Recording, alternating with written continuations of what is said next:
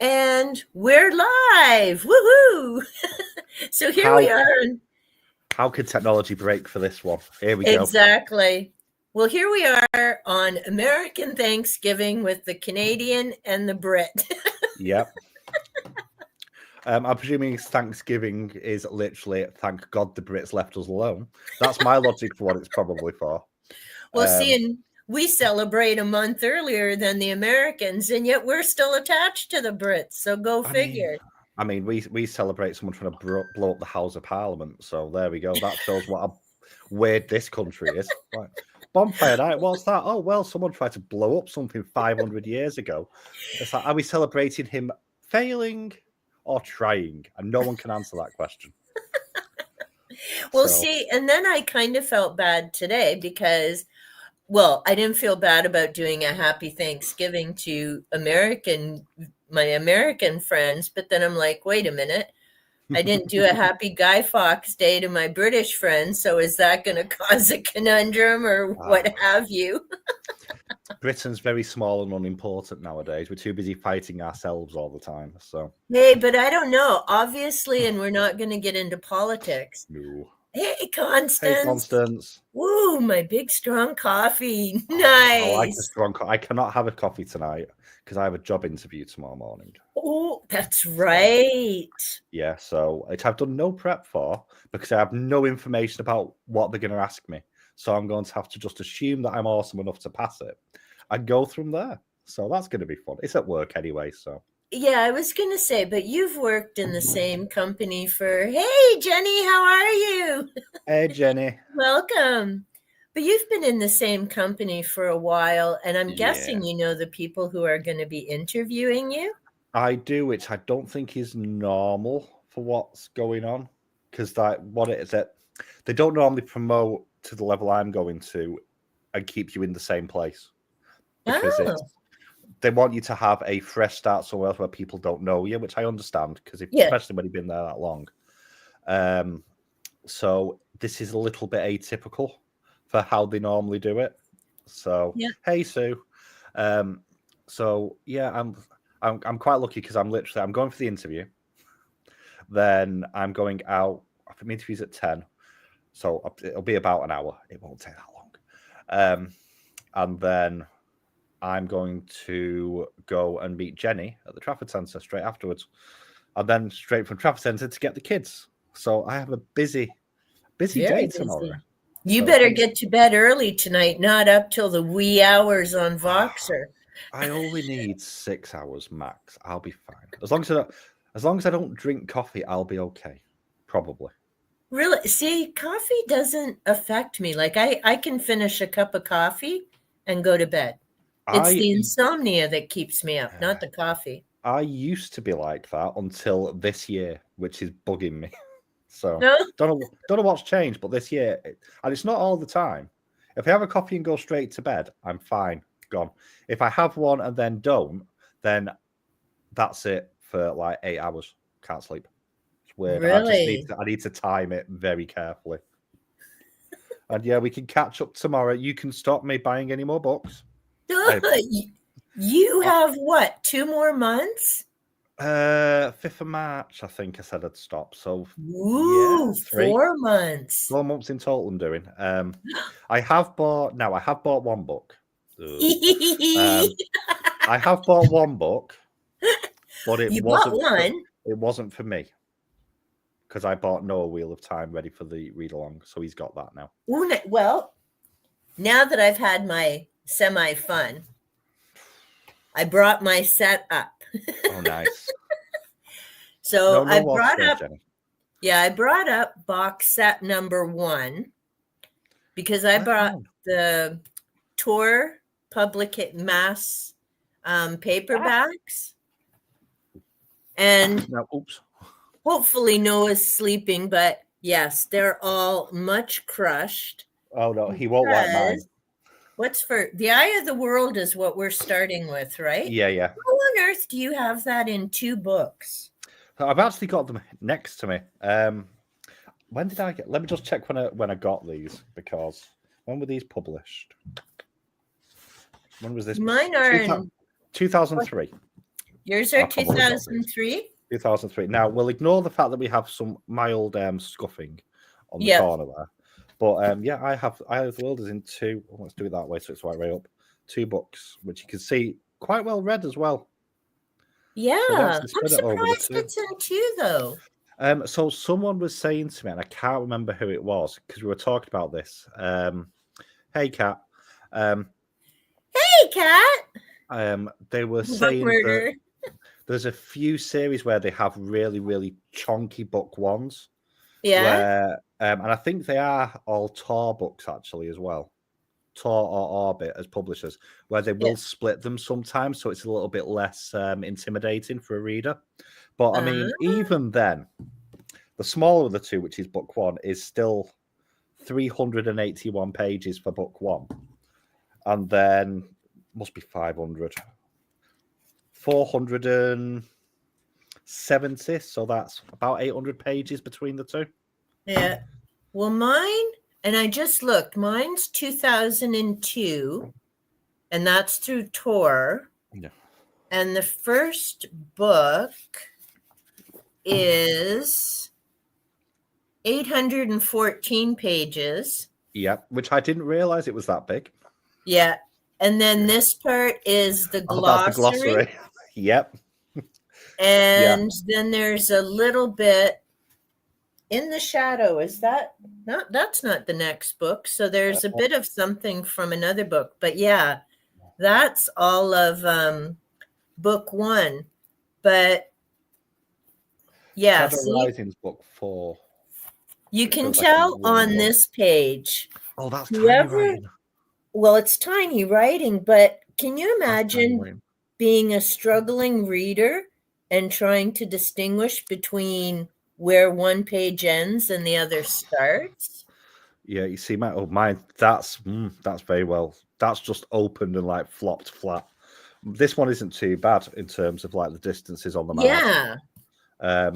I find it interesting because the Wheel of Time books that you've got there are colourful. Yeah. And if I ignore these ones, which I'm going to ignore, all of mine, barring the 2 hardbacks, which I've not got dust jackets anymore because I've lost them over time, are all black. Really? They're entirely black. The only colour on them is on the spine where it's got the issue number. So on the spine, you've got a colour. So book 2's green, orange, red, another sort of brown, and it varies between them all. But the rest of the cover is entirely black with just the Wheel of Time symbol on it. No, see, mine are, well, the first one's like a tealish color, I guess. Then number 2 is white. And then the Dragon Reborn is red. I've got my other box sets downstairs, but they're all the same. They're different color books. And of course, they all mention that it's on Prime. Yeah. Who I really do need to thank, because we found this when I was still watching TV. So that was 2022, January. And we found the 8 episodes. Yes, and then, of course, I binge watched the first series. Yeah, well, we did like it, but I did binge watch it. See, I liked it, but then I found it was based on books. So I thought, well, why not give the books a try? Having no idea there were 15 to the series.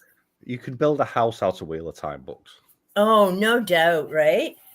But then I started reading them. Like I started with box set 1.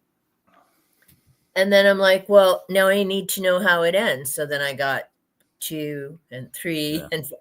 The only one, although I keep saying I finished the series in 2022, I still haven't read the prequel. And Jenny did mention that there's something in the prequel that if you start there, it kind of messes with something in the other books.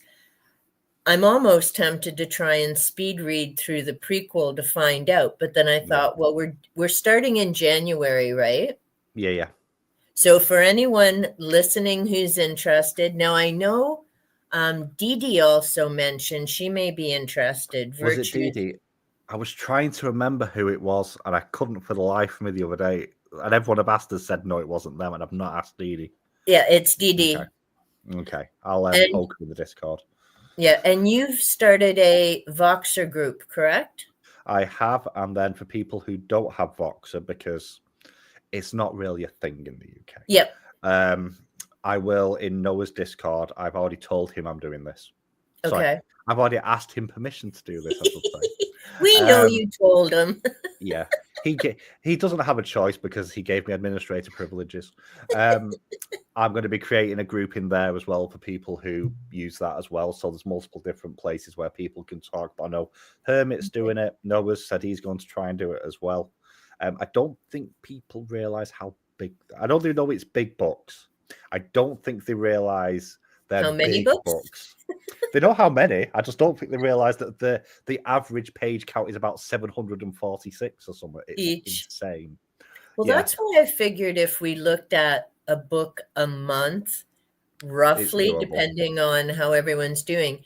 Now, if you've got Discord, which for me, it lives up to its name, I can't get into the Farkin thing and have it work properly.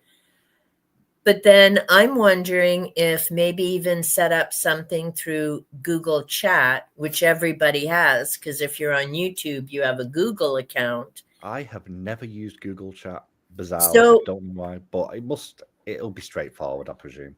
It is, and I'll see if I can figure it out, because in Google Chat, you can set up a room. So we could have a Wheel of Time room, and you can invite people in there. Now, unlike Voxer, you can't leave a voice message, but you can leave a comment, and we could, have it like, don't do spoilers, whatever, talk about a character and that.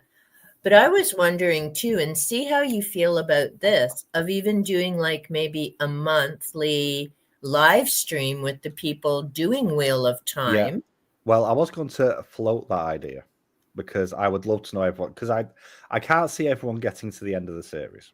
Yeah. Which is fine, because especially when you hit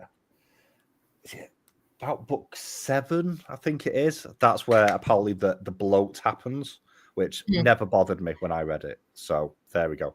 But that's just me. Some people find it a bit of a slog in the middle. I know that. And it's a lot of book. It is. But I'm all down to do a live stream. All down to do a live stream of everyone. Well, that would be cool, because I'm thinking on StreamYard, I can have up to 10 people. And so what we could even do is maybe like at the end of the month, before we get into the next book, whatever, whoever's interested, whoever can make it that day, because again, schedules, time zones, everything. But then we could even, whether we do it live stream so that other people can come listen, or just do it as a chat. Yeah. Like without recording it, so that everybody who's reading that book, if we can come up with a time the majority of us can all get in, then we can all talk about the book before we move into the next one. Yeah, I love Don't think, and I got to do this because I know Kat's listening. Kat, I showed him my new find, A Court of Thrones and Roses. Don't know if we'll be doing a buddy read on this. I hope you enjoy it more than I did. I don't think that's a big bar there, Ben. The irony was, but I love the feel of the cover. It's super soft. What's my cover like? It's actually within reach, so I can throw it. Oh no, it's actually textured. Okay. I adore you, because this is romance, and I don't read romance, Ben. No. I don't. I mean, in fairness, I said nobody should read it, so you cannot blame me. That was a dare. I mean, You've met me. I mean, I managed to get Noah to read the first 100 pages of Twilight before he stopped. So, and then I didn't read any of mine. So there we go. Oh, you're such a brat. But it'll be interesting to see how this goes. But I will say this, because I started browsing through it before you popped in and we chatted. so far, and this is hilarious, there's a map. You know what Yes. else has a map in the first part of it, Ven? That would be The Alchemist, your second favorite book. How have I never noticed? Did I? I'm gonna have to check that in a minute. Where did I put? On what shelf did I put C? I think it's on that shelf. Hang on. See, and I've moved The Alchemist. I'd have to run in the other room to get it. So far, there's a map. I'm happy when there's a map, but I don't like flipping back and forth because I'll forget where everything is. I do like a map in a fantasy book. Do you know why this set off alarm bells? That map is the UK. That's what okay, it's not just me. No, which is a very popular thing in a lot of media, because you see it in anime quite a bit as well. They set it in fantasy UK. Yeah. But it's... Because that's why I was looking and I'm like, am I imagining things that looks like the United Kingdom? It's very similar. Even the hills are in a similar place. And I mean, I wouldn't mind the spring court, as I look at it, that looking at where the lines are, that's where southern people draw the line of the south, and then everything else is the north. Really? So yeah, there's an argument about the UK about where the north starts and where the south finishes, and then people in the Midlands get upset because no one admits they exist. So before I forget, and I don't know if you've seen the video where I mentioned this, The Wheel of Time. This is by Robert Jordan and Teresa Patterson. My hubby's so awesome. But so this goes through all the different characters and landscapes, and we've got some detailed maps, so I can like totally geek out on Wheel of Time. Yeah. But some of it, I found the stuff at the back of the novels was just as good. But the terminology can get confusing. Yeah, I mean, what I think the show has helped me with, and this is typical for fantasy, actually. Look at that. That's proper fantasy artwork. Yeah. None of this Akatar rubbish. But I forgot what we were going to say now. The show helped you with? The show helped me with the pronunciation of places. Yeah, because, I mean, I see this a lot with D&D, where every elven city has 17 apostrophes in the name or something ridiculous. So you feel like you're stuttering through the pronunciation of it. But it like the city of Camelon. I don't know how I used to pronounce it. It wasn't like that. So I've got a paperback, which is like the glossary. Yeah. So when it's like that, I think it's thicker than any of the books, to be honest. I think it's probably the thickest book I've got. But there's just so much, and it's so easy because you've got a few places that sound the same as well. Yeah. So I used to get those mixed up, and it's like, well, which culture was that again? Because it's so deep and so immersive. I'm just going to grab my copy of The Alchemist to see if it's got a map in it, out of curiosity. Won't be a sec. Oh, is it there? That one? Oh, it was an easy reach. How's this one? Hey, that was a very easy reach. I have to go in the other room. Why is it so close to you? Because against common sense, the bookshelf here starts at A, and then yours are alphabetical. Mine are out. Well, they weren't, but then Noah kept shaming me. So the one right next to me, to my right, is A. Yep. To whatever. But then against the far wall that way is like most of the next lot, plus Wheel of Time, because Wheel of Time just gets its own shelf. Yeah. But then the one right next to me here is then the next lot.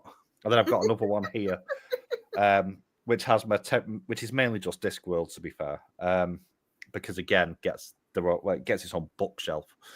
And these are all bookshelves next to me. So it was back when books were a little bit shorter. And now most of the books don't fit on it because most paperbacks are taller than they used to be.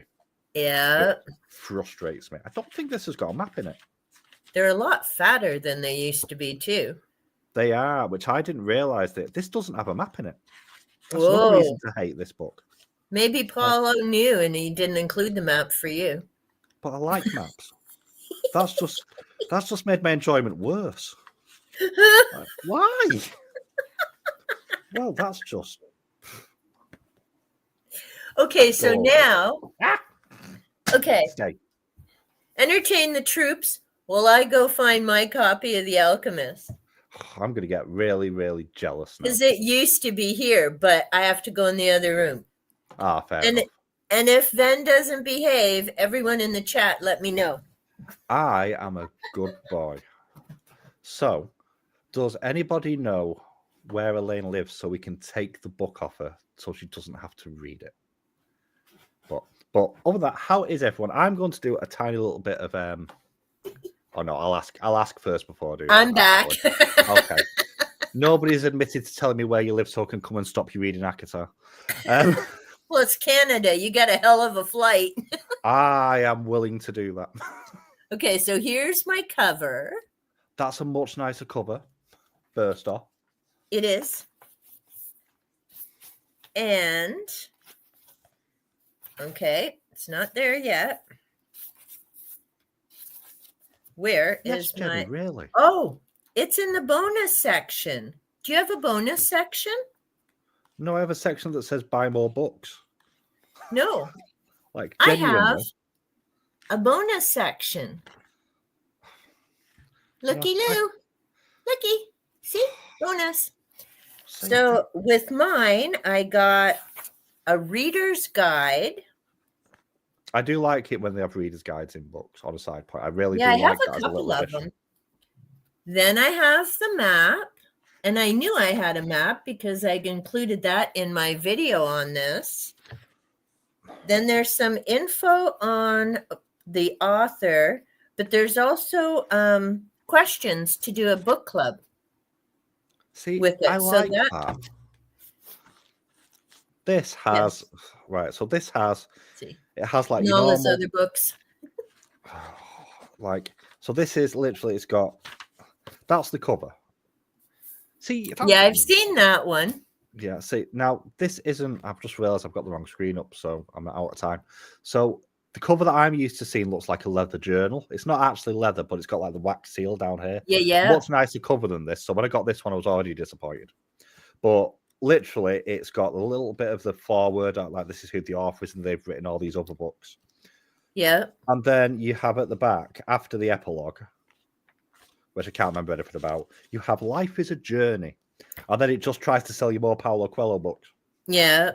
And that's it. Including the book. It's not even bespoke enough. It has The Alchemist on the list of books that he's written with the synopsis. You've just read the book. Stop trying to sell it to me again. Make it bespoke. Don't do that. Now, this is, I will say, this is the only book I kept from the in-person book club I used to be in a few years ago. Because my experience with that is I spent a lot of money and read a lot of books I had no interest in. Yeah. It just wasn't my thing. And I'm glad that I got a few of the books from the library. But if not for that book club, I wouldn't have found The Alchemist or read it. I really enjoyed that. And there were The Life of Billy Fingers was another good one. And I found a spin-off Shirley MacLaine. I wasn't crazy about, I think it's called The El Camino or something like that, The Path in Spain. A lot of people do it. And I can't say I was thrilled with that Shirley MacLaine book, but I found, because of that, I found Saging While Aging. Yeah. And I actually heard that was my first audiobook. And I enjoyed that, listening to her while I was doing stuff. And I now have a paper copy of it. And the cool thing is, I even got a response from Shirley MacLaine when I had, "Hey, Renee, how are you?" Hello. A response from Shirley MacLaine, probably her assistant. But either way, I got a lovely response from writing in and said, "Hey, enjoyed your book." And so that was awesome. But yeah. I have the cool map. That's a much better. I might hate my version less if I have that one. Right. I'd send it to you, but you're across the pond, dude. Stuffed with turkey. Oh, our turkey season hasn't hit yet. Christmas is our turkey season. Yeah. So I have, when will I have to deal with them? 20th-ish? About 20th of December, because we don't sell full turkeys all year round in any of the supermarkets. So it's a very seasonal 1 week before Christmas thing, other than frozen ones. And even then, Really? frozen ones, yeah. So even frozen ones, you don't really see that much before September, realistically. It's a See, lot we more. have them here all year as well. I mean, the big turkey holidays, Thanksgiving, Christmas, but Yeah. they're year round. No, we don't. It's very, very chicken. Lots of all the chicken. Oh, thanks, Renee. Yes, my 1 year booktube anniversary. Oh, happy anniversary. So yours 1 year today, and I'm 2 years on some Saturday, not Sunday, Saturday. Yeah. I will remember Well, the days. my actual 1 year on booktube will be, I think January is when because it was Renee is how I found booktube. All So right, I okay. think it was around, and Renee, you can correct me, but I think it was around January. I don't know. Was it December, January? Yeah, I'm about 2.5 years on whacking my head into the YouTube algorithm.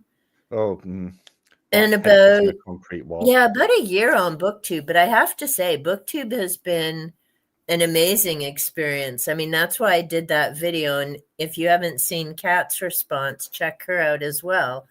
I did my reading sprints and how all the connections went Yeah, from there. And I mean, it's funny. So I found BookTube thanks to Renee.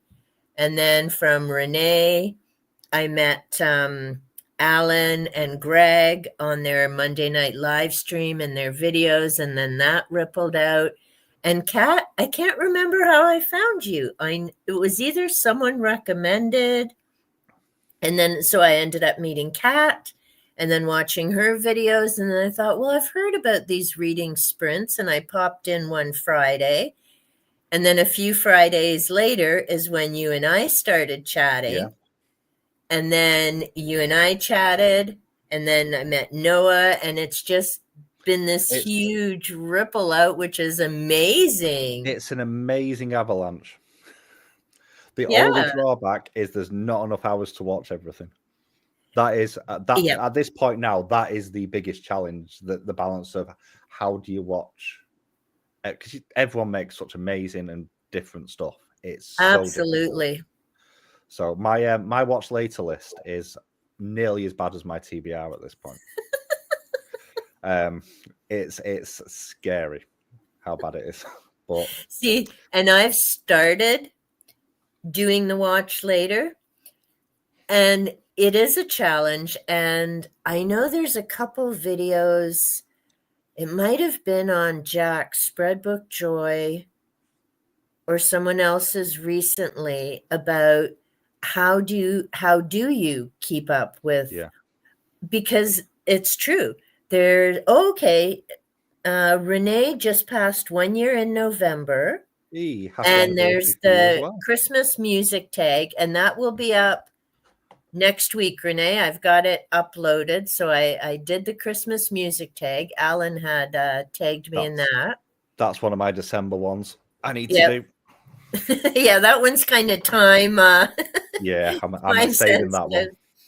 But I do find, and I mean, I like to sub, but I'm also careful about the number of channels I'm sub to.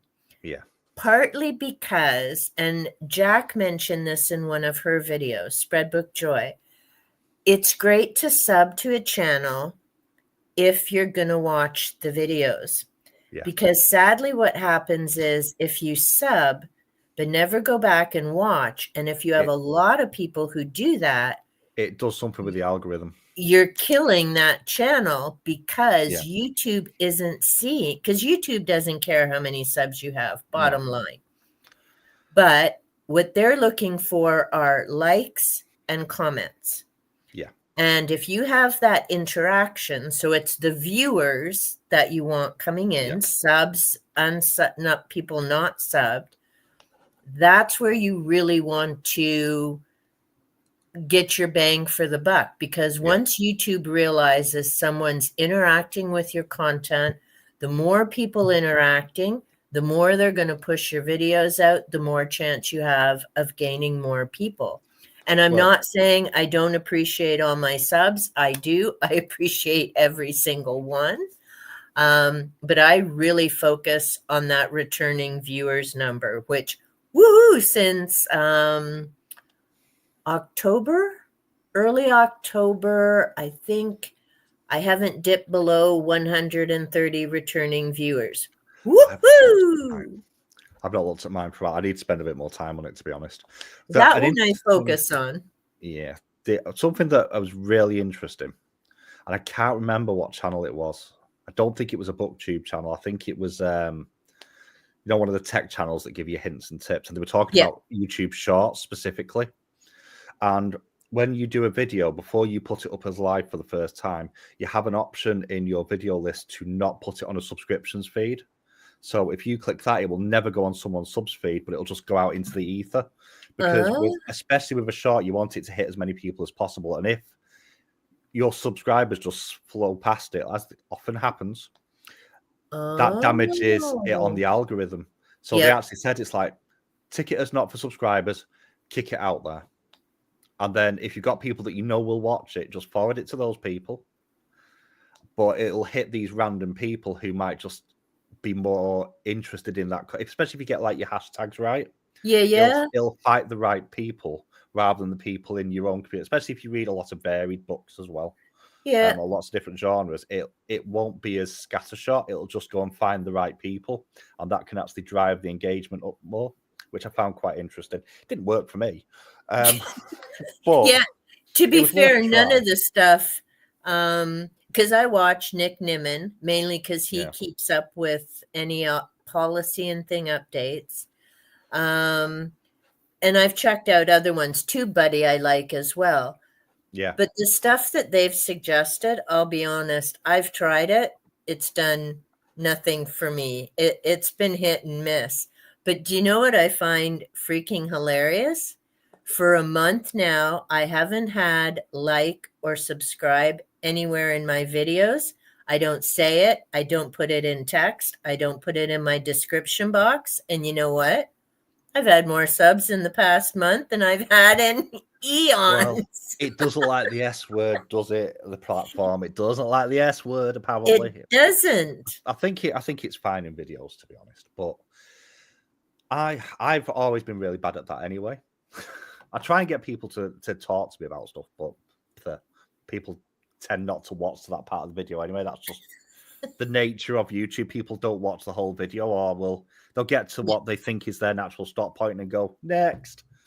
It's, there's only so many minutes in the day, isn't there, at the end of the day?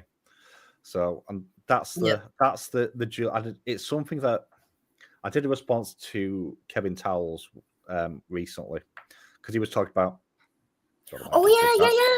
Yeah, and we were talking about overconsumption on YouTube, and is it a problem? And I think it's an interesting question, because you end up with this, because he was talking specifically about the creative side of it, but you can flip that to the watching side of it, because there's just so much out there that you want to watch, and that can kind of, in a weird way, lead to a little bit of burnout on the creative side. That is a video that I do need to record at some point this weekend, because I want to talk about booktube burnout a little bit. Oh, there you are.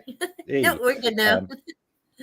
2 to 5 minute attention span. Exactly. That's which is why I like the sprints more. I love the interaction on the sprints. And it holds people a lot better. It's also better for watch time, on a side point. I've got more subscriptions connections through sprints and don't say that S word. I've got more this way. Wait, this hell, I don't know. I'm pointing at you.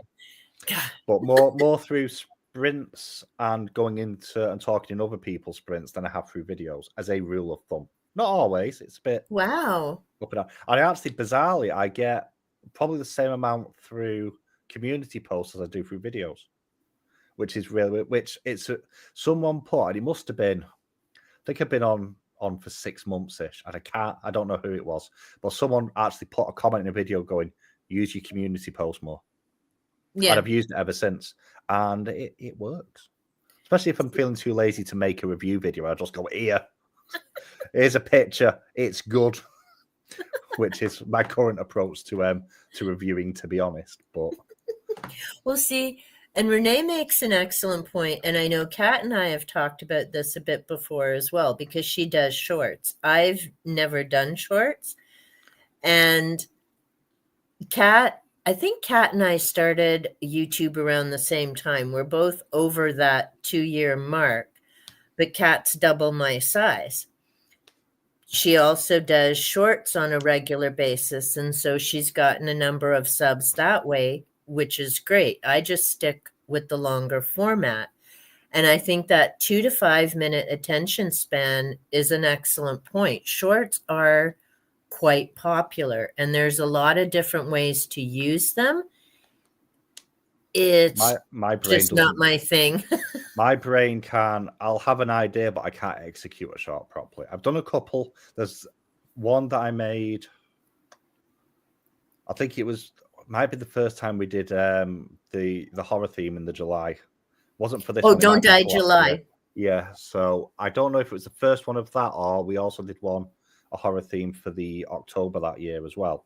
And I made a short for that, and it's, of all the videos I made, it's probably the one I'm most happy with, which is ridiculous because it's 30 seconds long. But one of those did really well. Like, just went out, boom, done. Because I put it on here and I put it on TikTok as well, because it was on TikTok at the time. Somewhere that I've now found my way back over to. Thanks, Margaret. Goat videos all day long for the last week. But it's, my brain can't compute them, like, at all, and I don't know what it is. So one day, it's one of the things I want to look at next year, is to look at more shorts a little bit more. But also my editing software doesn't like shorts. Animal shorts. And see, if I could do shorts on a laptop, I might try it.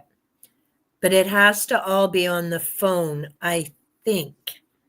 You can do it through laptop software, because the one I did was through editing software that I had on my computer, I should say. My current editing software, I don't know what it is, because it has a setting for everything so it fits. Yeah. And every time, the last one I made, I threw an absolute paddy, because it was telling me it was right. Everything was showing me it was right. Yeah. I'd upload it to YouTube and it wasn't right. And it wouldn't do it as a short, because for some reason, even though everything was saying it was the right format, it wasn't. So I ended up making it in one, then pausing it to another piece of software to add certain, because some of the text, just even though the picture showed it fitted, and then it went up and it was like that wide instead of that wide. It's like, but you're showing me it's right. What's going on? Yeah. So I ended up making it through another piece of software, like doing it over two, and it was like, can't be bothered with this. This is just too much effort. No.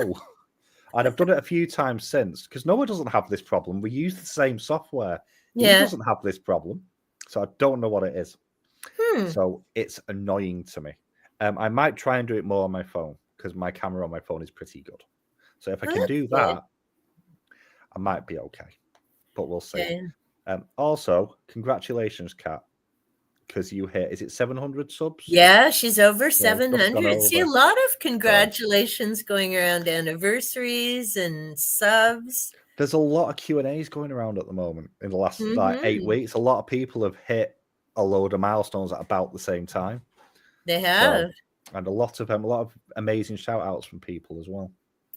Well, and that's the nice thing. And so even in the past month, like I say, I've stopped saying it on my videos. I've had a number of shout outs in different places and mentions in comment sections and that. So, I mean, that's probably another reason people are coming and checking things out. So it's a combination of the two, of, the sub thing left, because I really do figure, I mean, unless you've been on YouTube for 2 weeks, you know the drill.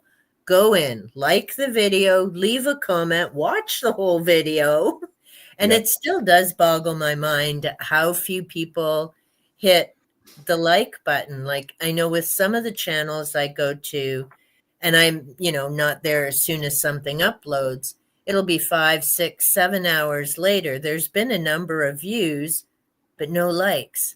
I'm like, people, come on. I Hit that like button first. I occasionally get that. I've not had it for a while, but I had a few videos where I had more likes than views. That was a fun one. Don't know what happened with that one.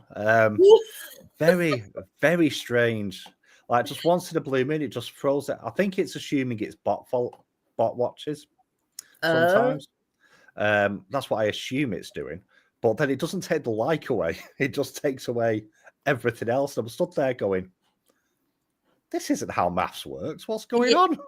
Well, and every once in a while, just thinking of the size and the number of channels and everything, I'm amazed YouTube works as well as it does most of the time in keeping track of things, for sure. But yeah, it is a conundrum in terms of, and I do think you need to make that burnout video. And I've noticed it not just on BookTube. I've seen it in every field or genre across. I mean, there's paranormal channels I've followed. Some of them are just, they're done. And they need to take a break. There's some of the how-to motivational channels, not currently motivated. And well, actually, that was a few months ago that I saw that. But in every genre, I've seen everyone. Well, I've seen a number of people make either videos about it or heard people talk about, make sure you're still having fun, make sure you're enjoying it, follow a schedule that works for you. Remember, it's, what's the wording? It's a marathon, not a sprint. Like, don't burn yourself out and don't chase numbers, because that's a short trip to crazy town, quite frankly. Well, if you come to YouTube to make money, there's some bad news there. unless you're very, very lucky, it's not really going to happen. So it's not. And that's with the revised money stuff, which has become a little bit more generous. But they changed it in 2023, I noticed, because when I started, I didn't start uploading till April 2022. So April 2022. And then you had to have 1,000 subscribers and 4,000 viewing hours. Yeah. They changed it the following year to 500 subscribers and 3,000 viewing hours. Now, the other option you have, and you have to upload 3 videos every 90 days to stay monetized. If you pass that hurdle. Yeah. Well, it makes sense. It's not residual income. Like, they want you to keep bringing viewers in. There's also a number for short videos. And I can't remember how many million of views you need in X amount of time period. Is it 3 million? It's something like that. Number. I mean, I can't imagine getting it, but I had a chuckle because I'm an asshat like that. Someone had just gotten monetized, not on BookTube. This is one of the other genres, had just gotten monetized. And they were going on about, well, if YouTube lowered it, they'd be kind of cheesed because they just got monetized. I'm thinking, hello. Now imagine being one of those people who busted their ass to get 1,000 subs and 4,000 viewing hours. Yeah. And, like. Which a lot of it is to try and compete with. The big draw quite often on YouTube is they're trying to get the gaming community over a lot more than it's here now. And unfortunately, Twitch pays better. That's what the key thing is, that it's a lot easier to get monetized over there. It's a lot. You also do get residual income as well. Now, the thing is, Twitch does not make money. It's part of Amazon. And I Oh, saw the amount of money it takes for them to put a stream out to one person yeah, is insane. I actually saw an actual breakdown for the actual cost, depending yeah. on the actual quality of the video that the other person is watching it at, and it's Mm. baffling. It's thousands. I don't understand how that platform is still going, like genuinely. Because it's part But of Amazon. yeah, it's It's it's like it's the hobby horse. it's like Canada Post, and this will be my job at my jab at where I live. So our mail people have been mail. Yeah, I said that right. Mail people have been on strike for I think it's about a week now because happy holidays. Yeah, Now it's a corporation that have been bailed out by the government a few times, which means the taxpayers. mm. And yet, even though they're referred to as snail mail and becoming obsolete by leaps and bounds, I couldn't even tell you the last time I bought a stamp, let alone sent something by mail. I've not bought a stamp in a decade here in But the UK. they figure they deserve a higher salary. I'm like, you're lucky you got damn jobs at this point. Like, seriously, people. Well, they sold the postal service in the UK, so it's To a private. who? Oh God, it's some investment company that owns it now. Oh, good Lord. It's got to hit certain criteria. It doesn't, but they prioritize parcels over letters. So I might get letters delivered once a week now. Parcels they'll do every day. And and you can actually look them up online because you obviously have select committees and stuff Yeah, yeah. where the politicians sit there and go, please explain to us why you don't do your job properly. And then the other person lies. Mm, And there was one from last year before the election. And it was fascinating to watch because there was a fallout at the time because there was a postmaster scandal like about a decade ago, which uh, there's actually everyone's known about it for years. Right. This is a well-known thing. And the mm. government was doing that, oh, well, we'll look into it at some point. And then they made a TV drama, which went boom in January. And all of a sudden, oh, yes, well, we should definitely look into this.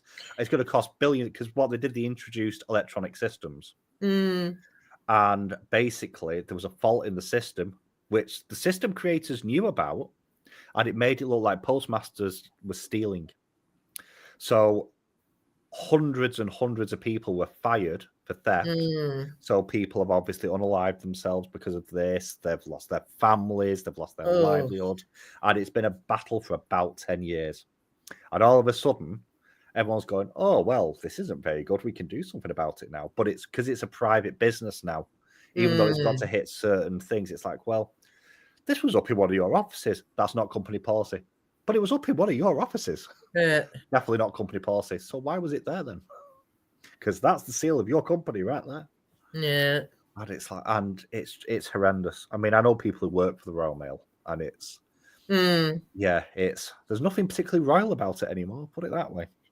Yeah, well, our school boards here are both being well, actually, I know two of ours here in Southwest Ontario, around where I live, because my former employer, which is one of the boards, it seems their board members decided they needed to go to Toronto and watch a baseball game.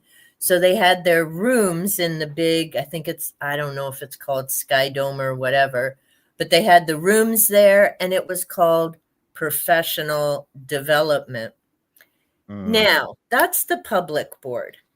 It seems the Catholics went above and beyond stupid, and their board decided to go to Europe and buy some artwork. It seems they didn't pay for their own trips, right? And we wonder why education is so screwed up. Like, I mean, seriously, it's not even the politicians who are just the dinglebaits anymore. I mean, WTF with morals, ethics, and values. well, what they've done over here, and there's been a little bit of regret about this, See, we're They making the turn. Americans feel better. Our countries are Oh, just as screwed up. It's just okay. not Well, newsworthy. let me be clear. I think the American system is worse than the UK one. I just want to say that first of all. And the UK system is trash. But what they've done in the UK with all the public schools, if a Yep. public school is failing, it goes into special measures. That's fine. No issues with that. But Yep. now they've started to fetch in what they're calling academies. So if a school's doing badly, it can become an academy. This is run by a private business. Oh, You've got head teachers on £500,000 a year in these schools, in some places. And they don't have to follow the exact national curriculum, so they have a little bit more flexible in what they do and don't. Obviously, they've got to teach the core yeah, subjects, yeah. but there's a bit more flexibility. So on one side, it's great because in theory, an academy can become a specialist. So this is a sports academy. This is a business academy. It doesn't work. You're welcome, Renee. Yeah, it's. But then again, our schools are falling down, so Well, that's a fun thing. Ours are standing up because they sold off a bunch of buildings. I mean, I can't speak for the whole province. I can just speak for my area. And in my area, our teachers, I think they start, it might be $40,000 a year. And they're now up. There's a bunch of them who are over $100,000 a year because if they go and get extra training and credentials and how much time they move up the grid. Yeah. Now, I want you to remember that because there will probably be a teacher strike coming up shortly when their contract runs out, as it does every 3 years. There's a thing that's called the Sunshine Foundation. It's a website. And if I've heard of this. Yeah, and it's all the people who make $100,000 and above. You'll find many of the teachers that I used to work with on that list. Well, not a lot of them anymore because they've retired or passed on, sadly. But if you go to the Sunshine Foundation and you type in a teacher's name and go back to, say, 2012 or 13, you'll see how many board employees were all 100,000 and above. Mm. And then you bump it up to, say, 2022. What you'll see is that number went from an inky dinky little bit of them to a big honking couple thousand of them. And if they get another big hoo-ha after the next contract negotiation, that number of teachers getting 100,000 a year is going up. Now, if our kids were being as well educated, I'd be happy with that. But that ain't happening. No. Hey, Aaron. Hey, Aaron, I'm going to pop his comment up. The UK state school system been a dog's breakfast since comprehensive education in the 60s. Hey, I showed up in the 60s. Imported from the US. Uh-oh. Yeah, now there are differences to the US system. I think the way I understand the US system, and I could be wrong, so please correct me, someone, is when you finish school, you get an overall passing grade, but it's an overall grade, as I understand it, I think. So you graduate with whatever that grade is. In the UK, it's slightly different. You get graded by subject. Yeah, we do here as well. Yeah, which I could be wrong. I could have misunderstood what I've seen about the school system in the US. I could be wrong on it. But the way that like learning, because it's a credit system, I believe. And it's, in theory, I like it. I don't think it's done well from what I've seen. The UK system here is outdated. That's the biggest issue. We're teaching people for a world that disappeared 100 years ago. So we don't teach skills anymore. We teach possibly not accurate knowledge. So we'll see in here, and this is my big bugaboo with the government, because we used to have vocational schools, and that's where I used to work. in a couple of them. I worked in elementary and other high schools, but vocational schools for quite a bit before I left the board. And here's the thing. Hey, Luna. Hey, Luna. Hope you have a good sleep, hon. Yeah, nighty night, hun. Thanks for popping in. But the vocational schools were amazing because they were a smaller school population, so not 1 to 2,000 students. The majority of our students all had what was called an individual education plan. So if they needed special seating, special equipment, if their lessons had to be chunked versus, there was all kinds of stuff. But it was a small school population. Most of our students had either behavioral, emotional, or other issues that would get in the way of their learning.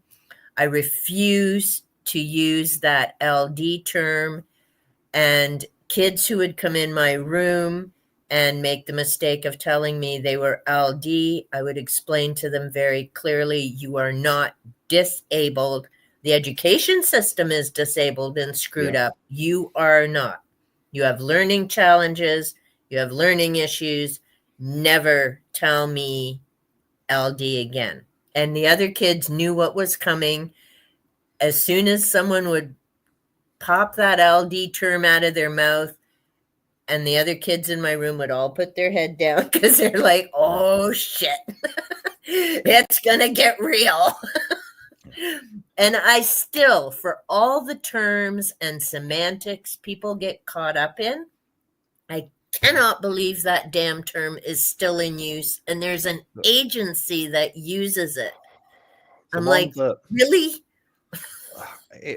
And I was just said it's like it was built for a world that existed like what 30, 40, 50 years ago at this point, and that's the UK system now. It's changed, but too slowly, and I can't understand anything they do now. Just on a side point, when I have to deal with the school, I feel like I'm headbutting a wall. But it's frustrating because for me, learning should first of all be fun. Because if it's not fun, you're not going to engage the kids, are you? Let's be honest. Exactly. And it's got to teach problem solving and skills rather than knowledge. I've no issue with, like, there's some stuff that you should teach, but you should be able to teach them. If we give you all this information, analyze it, learn how to analyze it. If you need to, teaching's cooking school, they don't get out past making fruit salad. You're just cutting up fruit and putting it in a bowl. Why? It annoys me. I've had this conversation so many times. It frustrates me. Well, I did for years, and I agree with, Aaron's comment. Used to have vocational schools called technical colleges. And the reason I loved it is we had academics and we had tech. Yeah. And grade 9 and 10, our junior classes had their academics in the morning. So the school I worked in was 2 floors. So the juniors were all upstairs doing their English, math, geography, science. The seniors, 11, 12s, were downstairs in their tech classes. And their tech class was 3 hours long with a 15-minute break. In other words, this is how the real world works. And so the seniors were, getting in that habit of work, and they went out on co-op a couple times a year. It was amazing. And, kids had a chance to be successful. They had a chance to be heard and be seen because they weren't lost in the frickin' crowds of 2,000 other students.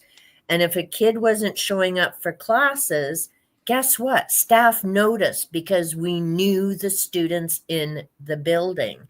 Yeah. And yet, for some reason, our idiot government and the rest of them decided, students being successful and joining the workforce. Well, we can't be having that shit happening in the province.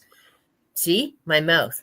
We're going to have to move to another subject soon. Yeah. But they closed all of them. Well, including one that was just named after a teacher who dedicated his life to 2 of those vocational schools. But instead, these buttheads want to rename 12 schools for reasons that, hello, we still have slavery in the world today. Yes, How we do. about we deal with that here and now and not Yep. spend $40,000 per school to rename something that was happening in that time period? No. Like, And let's get with the program. You're supposed to be yeah. educators, Well, research. thing is, if you're named after something problematic, be honest about it and tell people it's named after something problematic so people don't forget. Or just go to numbers, because at this point, it doesn't matter who you pick. I'm going to have to turn the other light on, and I'm getting wired for sound. This is supposed to be a celebration. We'll get to the I'm gonna, celebration in a minute.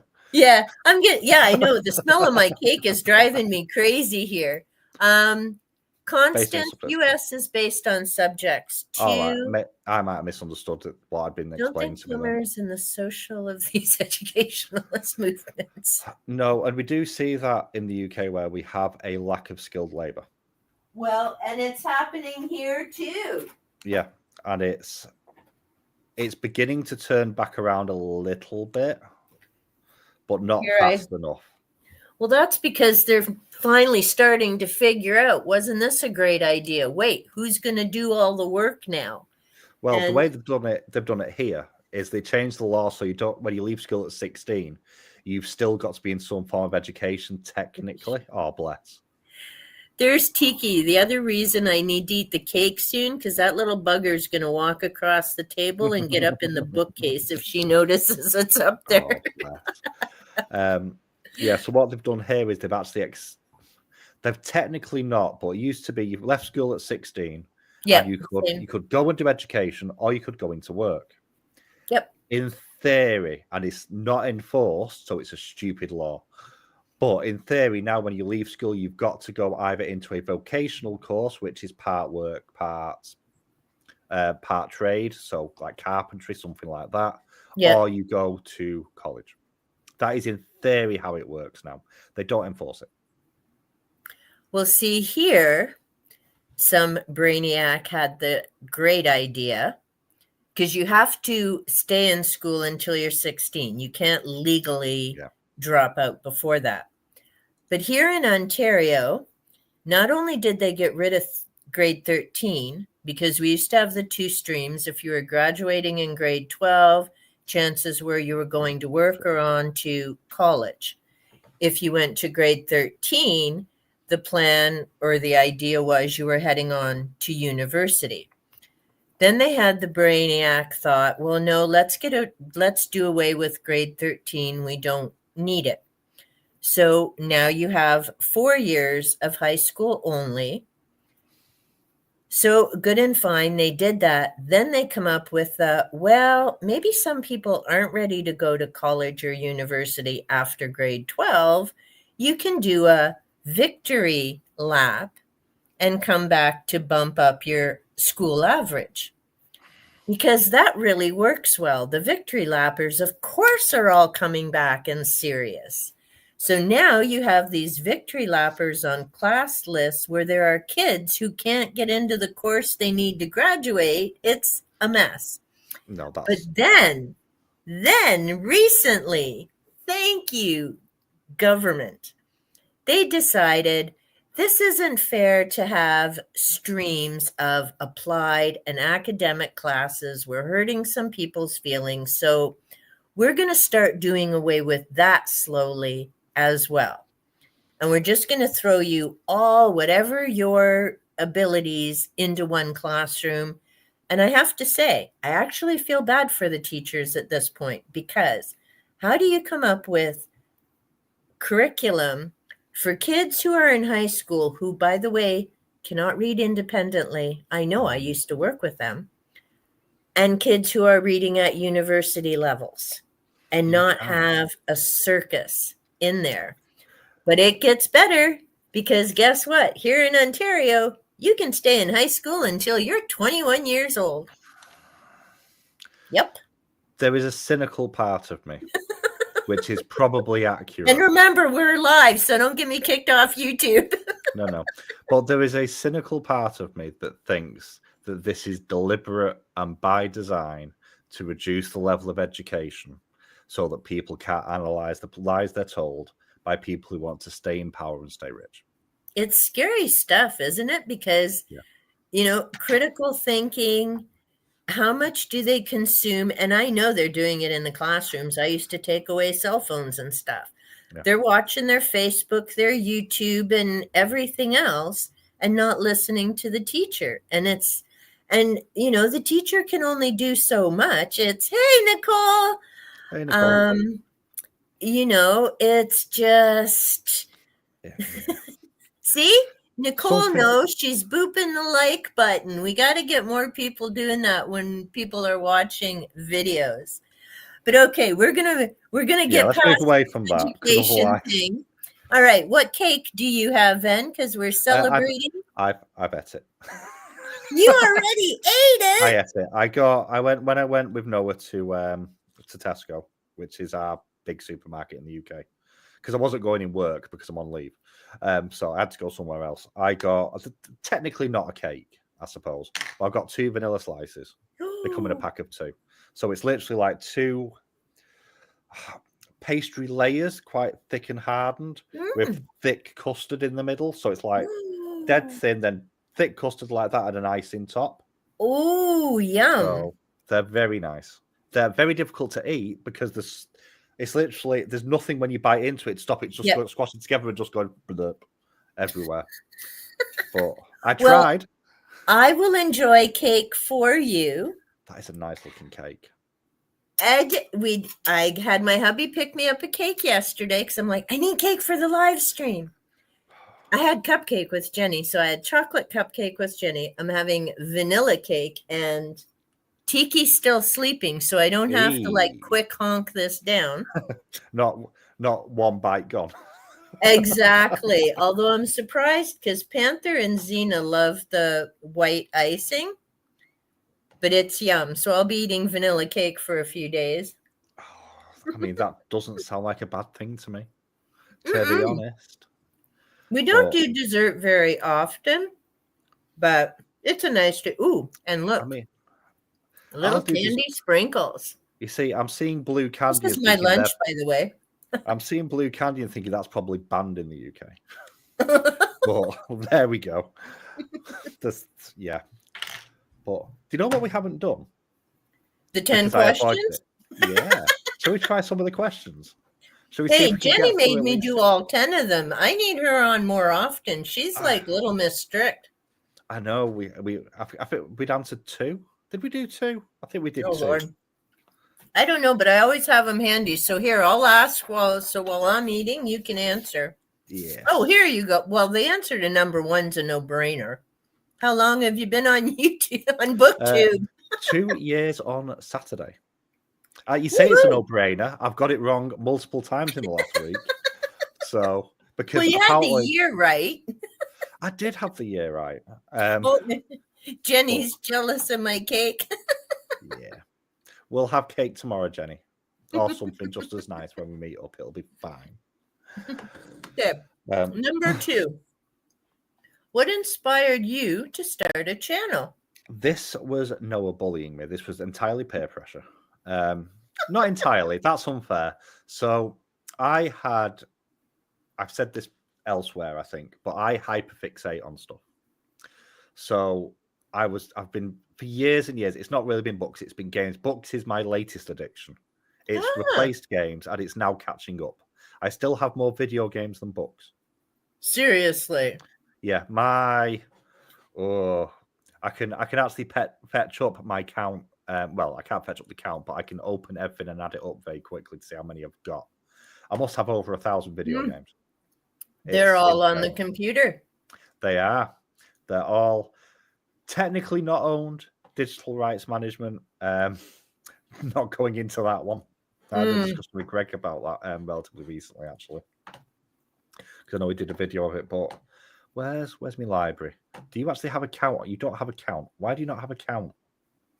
Well, that's just useless. Well, okay, to make it slightly easier, my biggest, because it's spread over multiple places, is, where's the top? So my biggest individual collection is 629. but I know I've got about 400 spread over multiple different other ones on top of that. Some are duplicates that I just picked up for free. So, and I've not played. I probably have a worse play rate than reading rate as well. So there we go. Now, have you played each of those games at least once? No? No. Some of them I've got for free. Some of them I've got out of sort of random, like, pay £1 and get a game. You don't know what the game is. It's like, it's a gamble. It never pays off. But, you know, £1 I can justify. Yeah. Yes, even with my book haul this year, they do add up. And I like that account with the most on. I've had that account since 1999-ish. I've had it a long time, so there's a lot of old stuff. So you've been building for a while. Yeah, unlike my books, which has built very rapidly over the last year. But he was talking to me about books, and I don't know what I'd read. I don't think he realised that I read. I think that's part of it. He'd read a book, and he was talking to me about it, and I said, well, what's about? I started talking to him about it. I said, hey, you read it. And it was The Troop by Nick Cutter, a book that I do not like. He loves it. We had very different opinions on it. So I was talking to him about it, and I went through it and said, okay, this is what I think. He also called me a slow reader, which is ironic when we look at it now, because that annoyed me. So I read it and I said, okay, well, this is what I think, and this is why. I said, oh, you should make a video on it. It's like, no one will watch that. He'd been trying to get me to do videos for like a year at this point for the gaming. But eventually I made some gaming videos. They're not up anymore. And then I made made one on the Troop. And then he lent me another book called Beneath the Rising, which he DNF'd. He didn't like it. And I liked that quite a bit. And I've read the entire trilogy. I'd read lots by the author. And he stopped at the point where, and I could see why he stopped. I just thought, well, have you looked at it this way? I've done this and this and this and this and this. And then I just carried on. And part of it became bizarre though it sounds, a mental health thing, which feels like a weird thing to say. Why? But it was so it was for anxiety of all things. And in theory, the worst thing you could do is go, hello world, for anxiety. But it stayed small, so it was never an issue. And BookTube is a lovely community. I didn't know that at the time. I didn't actually watch BookTube. I think I was subscribed to 2 BookTubers. One's Daniel Green, who is massive. He was originally a Wheel of Time channel. That's how I found him ages ago. Cool. And he now is an author, and he does lots of other stuff. And the other one is, and nearly everyone's heard of this one, a guy called Jack Edwards, who is he lives in the US now, but I found him. I mean, I've known about him for years before he was on BookTube. Oh, pardon me. And he's like one of those 1 million+ BookTube channels. Oh, wow. So I'll still follow him now. And they're the only 2 that I ever really watched, but they're only like passive watching once in a blue moon. And then I know what's happening. The thing, I've got my air thing going. So if every once in a while it's not my house is haunted, it's my air filter thing. Fan goes back and forth. Okay, now that I've done freaking myself out, you were saying? Yeah, and I just kind of carried on, and I've had moments of I don't want to do this. What's the point in this? I have those moments about once every 3 months. Same. And it's like, I've got 4 subscribers. What's going on? But I've just kept on either because I've had a sudden bump. So like the first one was MJ doing a shout out. I just woke up one day. It's like, subscriber count's doubled. I think it was like 25, and then also was at 56. It's like, it's going on. Just because of one book review I did, which was an extreme horror, and it's like, oh, okay, what's? And then I saw like that notification going, you've been mentioned by, and it's like, who is this? And like ended up, and that's how you make friends. Yeah, on here, and that's kind of the main reason. I mean, I'm talking about over a 6-month period, though, Kat. Not yeah. I wanted to be sure you saw that one. But yeah, it was, and it's community that I've kind of stayed for more than anything else. So Yeah. there we go. And it's made me read more books and buy even more. It's all BookTube's fault. I don't think that made you buy any more, Van. You would have still been buying them without BookTube. I Now you didn't. get to talk about them. Well, the irony was I didn't buy many books. I'd buy a book that I wanted to read and then read it and then not buy another book unless I saw one that went, oh, that looks interesting. And then I'd buy it and I'd read it. I'd never buy more than 2 books at a time. Really? Yeah. Oh, So my I've been literally I've been a my bookaholic since I was a teen. I mean, I had a fair few books. I did, Hmm. but like just on my Kindle books, and I know the numbers off the top of my head because I've recently looked at them. When I started on BookTube, I had 48 Kindle books. I now have 350 after 2 years. Holy So jumping. now a lot of those are free or 99p. 99p Hmm. books. I'm struggling right now to not buy 99p books because there's some on my wish list, and it's like I can't buy books. Oh no. No. But which is why my wish list is now included in all my videos, because if people buy them for me, it's fine. But then my physical bookshelves have expanded from like the bookshelves I had before to I've just bought 3 bookshelves to fit my books on. So yeah, we're not talking about Kindle numbers, Ginger, because I know you're in triple figures. No, we'll quadruple catch figures. up down there down there.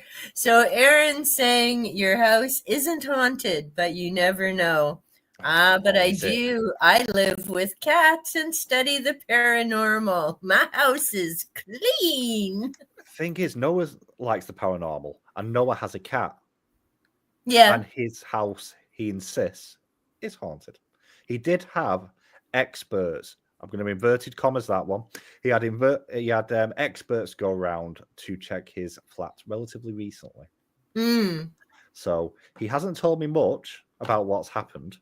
The one thing they said to him is that, well, you've actually got 2 spirits here. One of them has fallen, because it's a flat, so one of them has sort of migrated downwards, which is apparently quite normal. Makes sense, gravity, I suppose. Why? Because There's spirits. that's known. I know. Maybe it's just slowly being dragged to hell. Yeah, sure. And then he said the other one's apparently attached to him, and I turned around and said, well, I did tell you that like months ago. It's like, why is that? Everywhere you've lived, you've said it's been haunted. At some point, it's not the house, it's you. We'll have to have a chat with Noah about that. Yeah, they weren't there very long. They did the whole sage burning stuff, and apparently it was quite interesting. Oh, so they did a house cleaning. He didn't want me there for it. I can't imagine why. Me either. So, because I would be asking a lot of questions. No doubt. But there we go.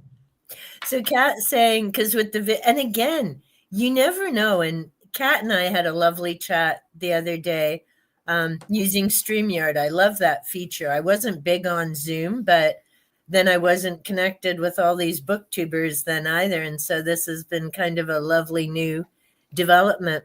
But so Kat's saying better than I've got 4 views. But you know what? You never know.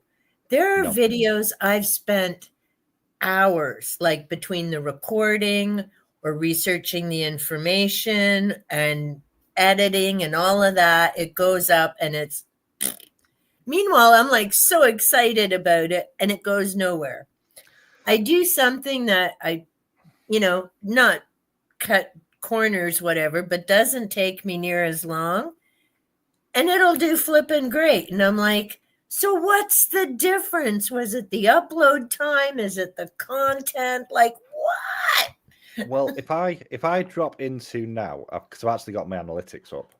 So my worst you and your video, several screens. I can't multitask like that. It's because it's on a desktop, so it's a bit easy to move around than a laptop. So my least viewed video, and to be fair, I understand this because it's age restricted, so I understand why it is 6 views. 6 views, 4 likes. So hey, there you go. Good turnaround there. Yeah. And I'm pretty sure it's got a pretty good watch most of the way through, I think. Nice. See, not I showing never me. get into that detailed But part of, how long are you retaining viewers yeah, and so yeah. I look at the It's too percentage. much I don't like look at the math. number. Oh, you like math. No wonder Yeah, you look that far into I it.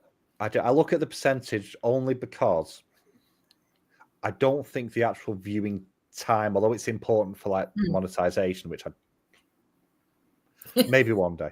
But the percentage is more interesting to me because obviously, especially because I do a lot of different lengths. If you're telling me my average watch time is 4 minutes, well, 4 minutes on one video is amazing. 4 minutes on another video is crap. Yep. If the percentage average is about the same, Mm. there's something there. I don't look particularly deeply in it because it'll depress me. But like Same. in fact, the other one that I'm going to mention is one that I did. It's nearly 2 years actually, and it's a review for Neuromancer, 10 views, and my first anniversary tag, 11 views. Maybe I shouldn't do that for my live on Crazy. Saturday. You can't judge it because Well, you never know. That's no, just it. because if I then look at other stuff, one of my more viewed videos is a book that no one's heard of, called, oh God, what's it called? I can't remember what it's called. It's going to bug me now. It's because it's really good and it's actually probably in my top 10 for the year, and I can't remember the title of it. Let me just hit that button. Where are you? It's called Hyo the Hellmaker, which I did earlier this year, and that has done really well. And Nice. it's actually got more views than it has ratings on Goodreads. Wow. And I don't understand. It doesn't make sense. So at this point, I'm just going to make things and see what. I'll just throw it at the wall. Well, and that's the funny thing, like with my kid videos. Excuse me. So I've got, my silly kids on, well, they'll be moving to Saturday. Tomorrow is Cedric's memorial. I finished that this morning. And I did pretty good up until the last 2 slides. So if anyone watches Cedric's memorial, it's good up until the last 2. And then I get a little choked up. But it's interesting because the kids' videos, I don't think any of them have done they're usually maybe 10 or 11 views. The odd ones gotten maybe 30 or 40. With the exception of, I did a memorial for Panther's sister because she came into our house 2 years ago. The other feral she had hung out with had passed away that night, we found out. And so then after she finally agreed to come in, we'd have taken her in years before. And then she passed away 4 days later. So I did Sweet Pea's Memorial. That got over 200 views.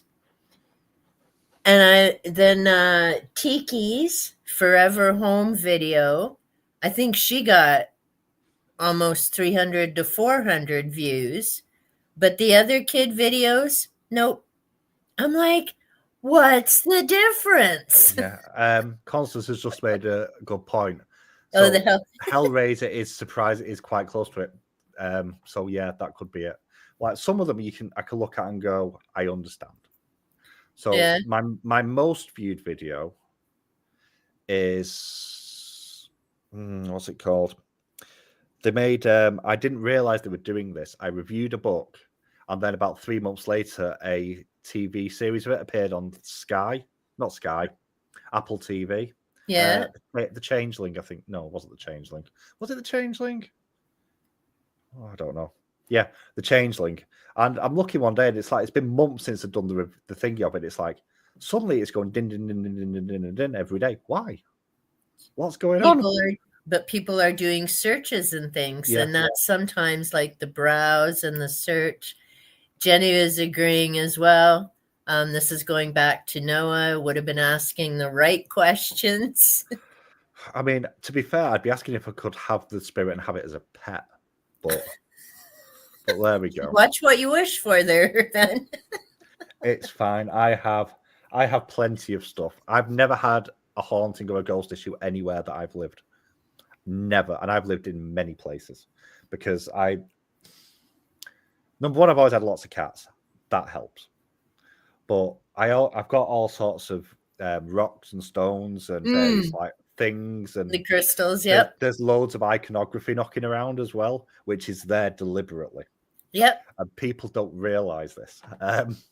So it's like I actually made Noah because he was there. It's like it's haunting. It's like, do you want me to sort you a banishing spell out? Like, I could do you a banishing spell. This isn't a massive issue for me. I'll just do it for you. Gave it him all. Told him exactly when to do it, exactly what to do. It went missing. He found the He found the candle. Yeah. He never found the actual thing, the candle holder. That just went. I think the dog ate it. But the actual candle he found in like on top of a door frame, which he's not put it there because he can't reach. So, like, he just found it when he was like dusting around one day with like one of those extendable dusters. Yeah. And it knocked it down. It's like, well, what was he doing up there? I was like, I don't know. It's like, well, why didn't you just do it when I asked you to? Or ask me to sort another one? So I just gave up at that point. So you just be haunted. You must like it. What's wrong with you? But... See, I wish I could say never, but growing up in an old farmhouse, there was just a lot of weird crap. And stuff that disappeared wasn't anyone's but mine, and it wasn't my older sibling. And that's part of why I got so interested in the paranormal, was to look for answers and what in crikey is this and all the rest of it. But and I have crystals and things around my house too. And I mean, I trust my cats when we had our dogs. You know, I know my place is clean because I do house cleansings and I have the crystals and that as well. So if there was anything, because I don't think it's just the house, I think it's the history of the land and everything else. Oh yeah, everywhere you step, somebody's died there. Yeah. Well, you think of so many people on the planet. Yeah, and not just people at the end of the day. So it makes me laugh though, because I like the house I grew up in had been in the family since it was built. Wow. So the entire history of the house, I mean, it's only about 100 years old at this point, that house. Because it's still in the family now, my dad's got it. But we knew the whole history of the house, and my family is really, because it's a small family, and it's never really diversified around the world. It's not even diversified around the region, so it's not really left the northwest of England. So you can it's dead easy to track it. Now, I don't do ancestry or anything like that. My ex-wife is obsessed with it. So I wonder sometimes, because if you go back into my history and go back to like our version of the Salem witch trials, right? About 35-40 miles from where I am is a place called Pendle Hill. And that was, I think it was the last witch hangings in the UK, I think. And it turns out that I was related to one. I'm related to one of the last 3 witches that were hung. Partly sometimes wonders if that might actually bleed into the fact that, you're not going to get haunted because of that. And I think the evidence was pretty strong, to be fair, from what I've seen. I need to do the research myself, to be honest. I just bother the ex-wife and say, give me all the information. She does keep saying, do you want it? And I keep going, not really, no. I have other things to do in my time. There you go. Well, Kat's talking about audience. Swear half of them get shown to the wrong audience, get stalled, they're disliked or skipped. Others everyone loves, interacts, and they get shown. Yeah, it really is a gamble. Literally upload almost the same tags and get 2,000 views, and next gets 2 in a year. Yeah, it really is crazy. Sue, when I don't have time to watch a video, jump in, hit the like, and hope to get back. Yeah, I do that. I've done that sometimes. Yep. And, there's certain ones, and I mean, to be honest, and I like that Kat mentioned this in her video as well about all the connections. It's nice our community doesn't get all snarly and gnarly if we don't watch every single video we all make. Because we only have so many hours. Like, I don't expect everyone to watch mine. I have books, I have nature, I have cats. Some people come for the books, some for the nature, some for the cats, and some for all three. And whatever they have time for, I'm grateful, and we watch each other's videos or get into sprints and that, but it isn't that, well, how dare you not have watched my whole video start to finish, every single one of them that I've put up. It's like, really? Well, that's the other thing, because we all have different reading tastes as well. Exactly. So it's great for finding books outside your comfort zone, but there's some videos where I'll look and go, that is a book that I'm not interested in. So Yep. I'm not, awful though it sounds, I'm not going to just go and watch the video.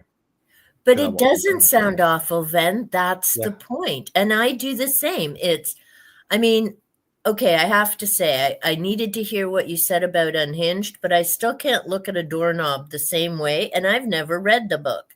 You don't And want to. I've heard other people talk about it, but there are some that, if it's a book I know I'm never going to read, as much as I love that content creator, I'm going to go to a video of a book where I'm curious or I know there's potential. And I think that's the reality, right? Because when you have to streamline your time, like for me, okay, I don't have work, but there's other things I do as well. And living on YouTube or social media isn't it. No, there's that balance, and that again swings back round to the burnout conversation, which I do need to do that video this weekend. But it's really, I mean, there's some books which I know I'll never read, but I'm interested to see what people think of them. Akatar was one of those books for a long time. I wish it had stayed that way. But like, occasionally it'll give me a book to read, and then I'll read it afterwards and think, why did I read that? Why? The latest one, and Witches read it as well. We read it at about the same time. It's quite well known. It's called Ice Planet Barbarians. Oh, I wonder if that's Witchy had an amazing video. Was it 2 weeks ago? She's done a couple. I laughed my butt off through the whole video. So I know she's done one, and it covered Morning Glory Milking Farm, which side point Noah's also read. And I can't remember the other one, but she's there was a corn husky something. Yeah. Corny something. Yeah. I can't remember what it was called. Because she's done like an absurdist erotica month, basically. But she's hit Ice Planet Barbarians, which is like it's one of the popular ones. And she's in Noah's Discord, and she put a comment about it, and it's like, I'd been thinking something quite similar. And when everyone said positive things? Yeah. And it's like, am I just misunderstanding? And when she put something, it's like, this is what, and I just put, this is what I think. And she said, oh my God, I thought it was just me. So I'm not saying it's a bad book. Yeah. I have questions.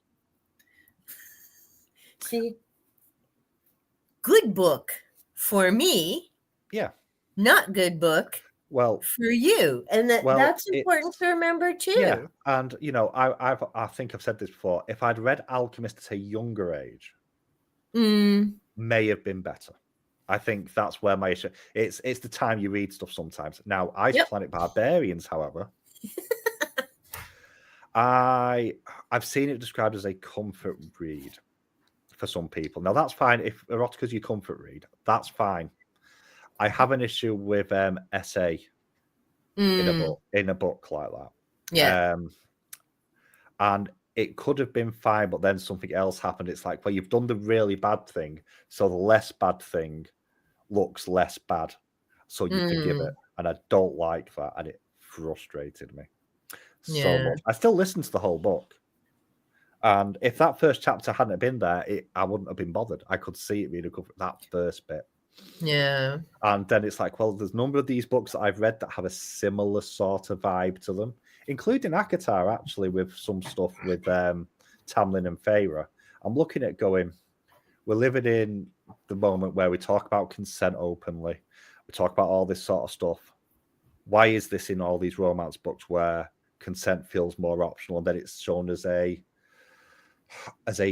not necessarily a good thing, but not a bad thing. That consent isn't being a thing, and there's a weird disconnect there, and I can't quite get my head around it yet. I don't understand why it's there.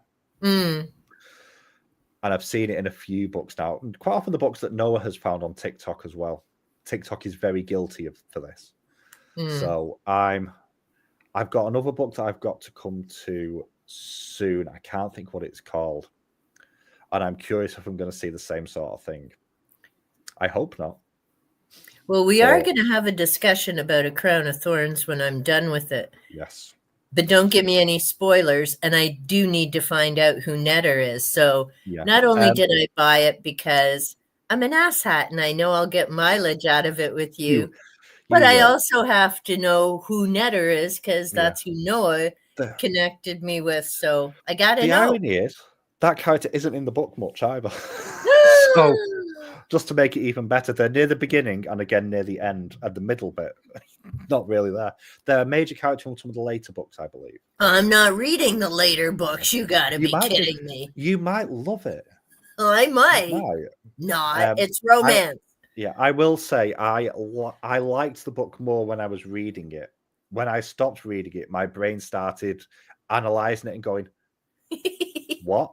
No, hang on. And then it went back through and it's like, no. In fact, no, I think I hit a certain point and my brain went, she's just an idiot. And it just, at that point, there was no going back. And then when I finished it, after thinking it was a fine, fun read, but just no substance to it, then my brain started picking it apart. I might go back and change my scoring for it, to be honest, just to be more controversial at some point. We'll see. I've done that with a few books this year. So cat, ghosties. And in weird stuff, I blame on my animals. Hey, may not be your kids. Not everyone can sense residual energies. That is true. I would personally be glad if I didn't, but stuff happens. If it's long and something I know I'll not likely enjoy, try to fit in from someone else.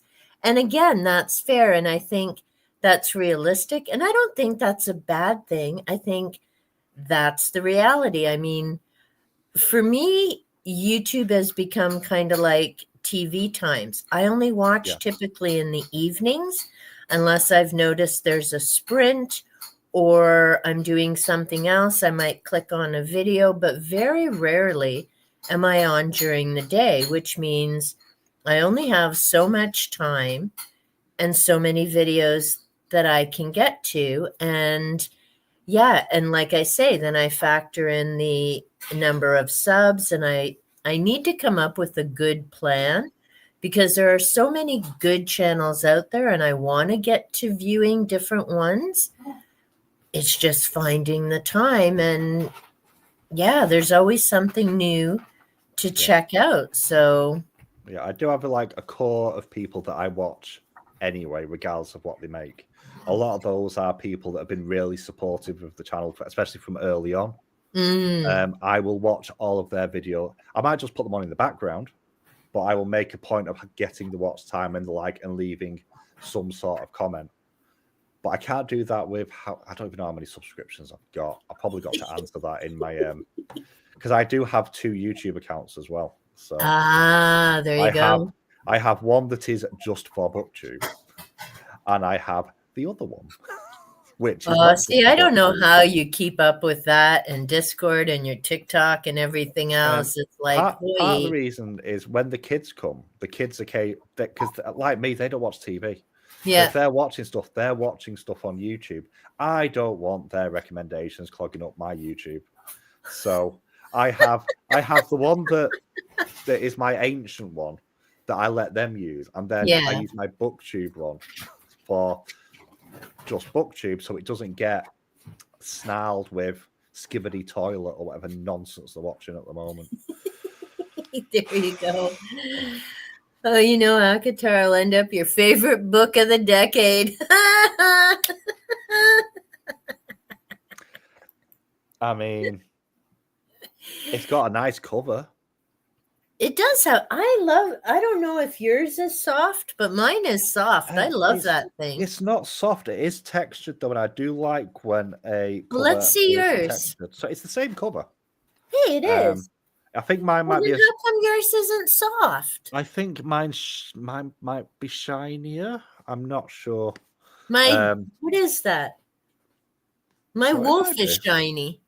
Yeah, my will actually so's mine actually. It's Is just your not whole book captured. shiny? Yeah, all of it is. So I Oh just want yeah, to see slightly. mine's. It almost Yours, feels like a soft rubbery. I can't yeah. think of how else to describe it. This feels coated, if that makes Uh, sense.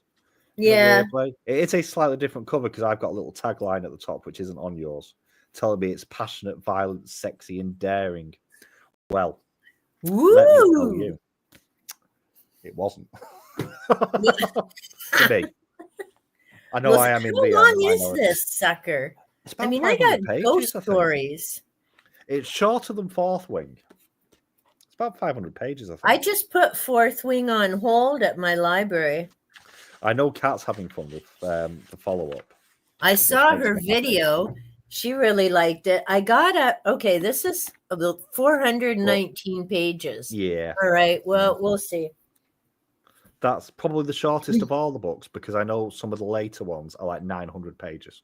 Oh, forget that. Kissy So because kissy romance. Not because happening. it's two different universes, but they actually turn Yeah. out that they're linked.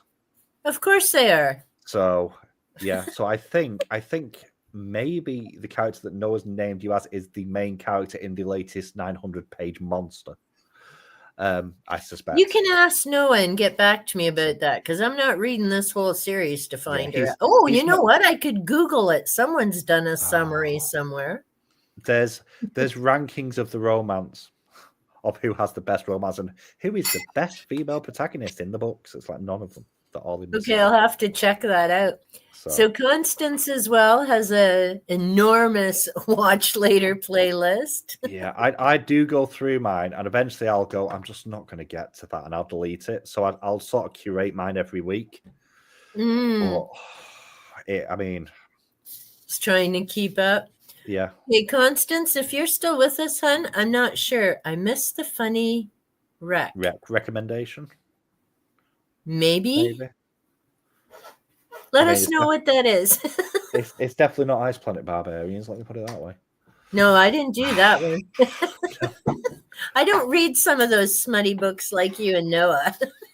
I wish I didn't. I've got the option of an arc, and I'm in two Okay, minds whether to explain get what it. an arc is, because I keep hearing this term.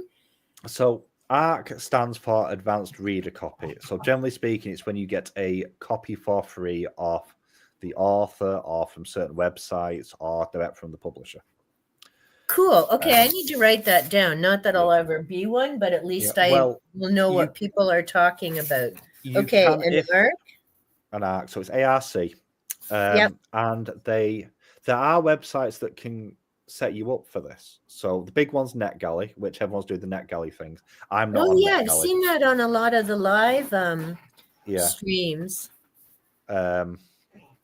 So NetGalley's kind of the big one, but it's a bit harder initially to get going on it. I'm on one called Book Sirens. I've not been with them very long. They don't have quite the selection, but there's a lot more indie books on there, it feels like.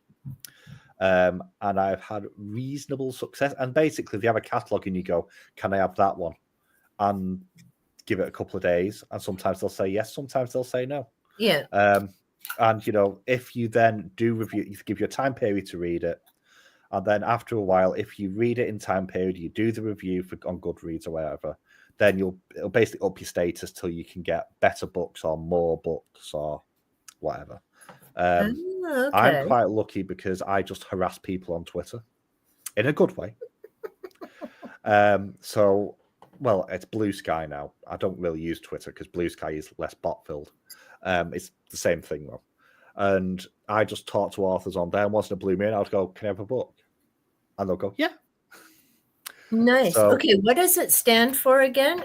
Advanced Reader Copy. Yep. Yeah, Kat's just said she's got some from Goodreads. That's not something you can do in the UK, unfortunately, which is really upsetting. Well, we probably can't in Canada either. And now that jerkwad's decided it's going to be 25% tariff on anything from Canada or Mexico going into the U.S., I knew there'd be a ripple effect, but we're not going to get pissed off again. We already talked about education. No. We're going to stay in the happy land of books. We are. So advanced reader copies I've got. So I've actually, because I've got quite lucky, I've started to just harassing authors. And say, can I have books? And quite often they say yes. Nice. So I've just recently, through Noah's stream, ironically enough, I think, when was it? It must have been when he did his Q&A. And I think he'd had an author send him a book. Can't remember what it was called. It was more horror themed than what I tend to read anyway, because he reads more horror than me. And I got, because my email, I have a separate email for the channel, so that so I could just ignore it. Yeah.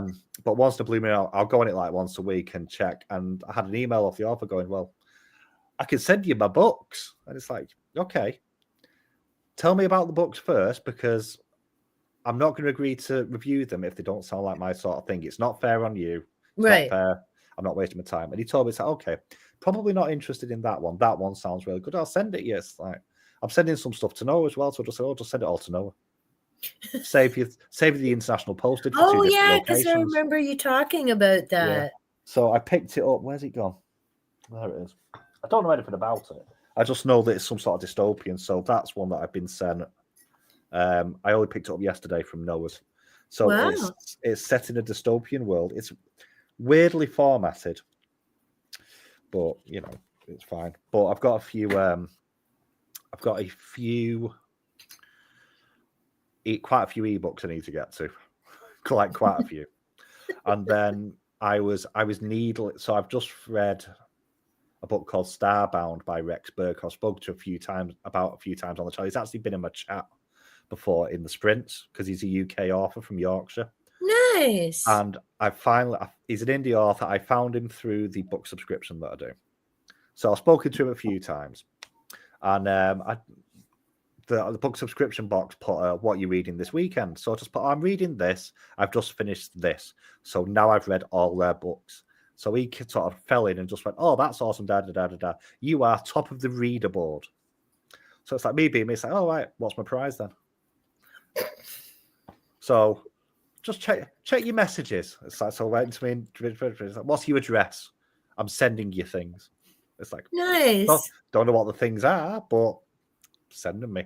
Happy days. So I think he's just started doing merch, I think. So, but it's all indie authors just love you to just reach out, talk to them. And if you ask them for a book and you say, I'll do a review, they'll send it you. Nice. So, and indie books are so good. They really are. I've had more fun with indies overall than bigger publishing houses. That's which good says to it know. all, really. So then you guessed what Constance was talking about.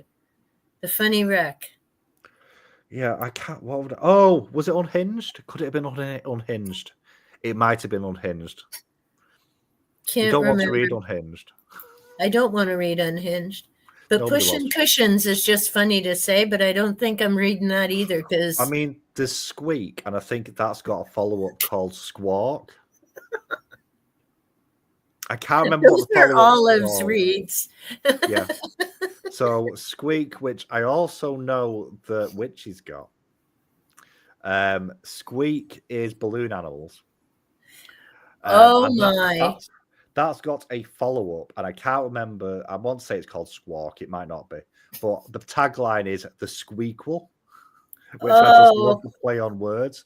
But there's actual not safe for work art that's in the books as well. And it's like, I've seen people go, oh, I can't show that on YouTube.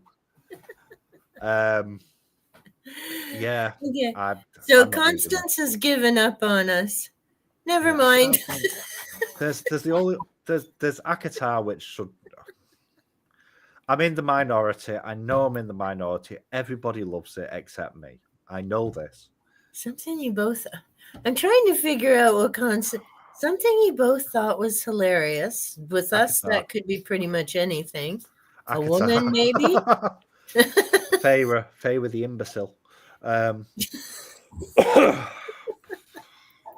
And yes, so now we've got to Cat that got a couple from Goodreads. Oh, there's a no cat. Oh, did you got my gingerbread ever after? Yeah, so I've got the option of an erotica story called, I think it's called Meeting Jack Frost. It's only 29 pages. And I'm tempted to say, yes, I'll read it. I'll rewatch later and find it. Yeah. Oh, I'm curious now. Me too. Now I'm going to have to rewatch my own live stream. Constance, when you figure this out, you're going to have to leave a comment under the video. It'll be about an hour and 40 minutes in. There we go. So. My poor fairy tale is getting all, oh, honestly. Well, the picture on the cover doesn't look like Jack Frost, put it that way. So there was just a lot of very blue abs. So there we go. And this is going to just... I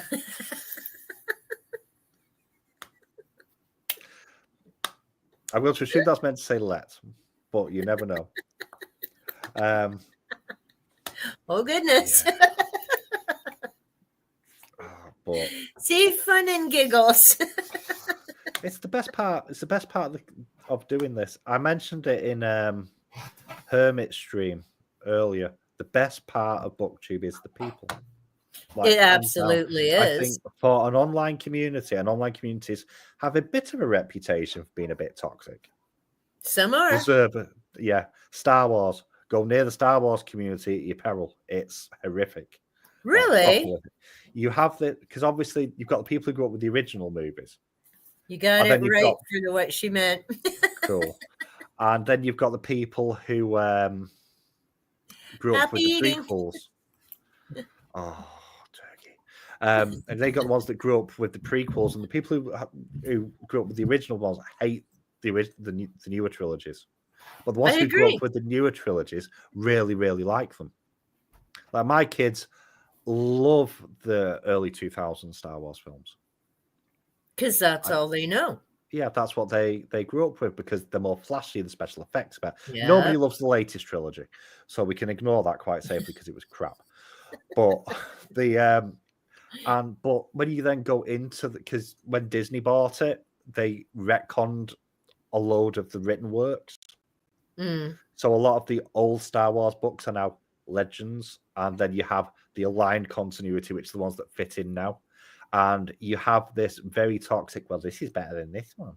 And it's Star Wars is well known for being quite tribalistic and horrific, actually. Star Trek as well, but to a lesser extent, bizarrely. Oh, yeah, I still need to check out those links you sent me. Yeah. I was watching a Star Trek video today, actually, about the Doomsday Machine. And all the different media that it's appeared in elsewhere in Star Trek and where it's from and the lore around it. That was quite interesting. It would be. But yeah, BookTube is just so friendly.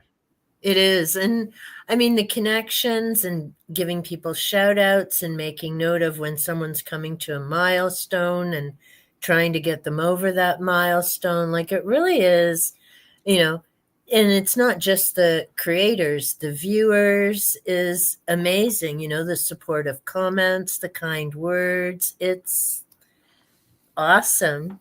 Yeah, it's so supportive.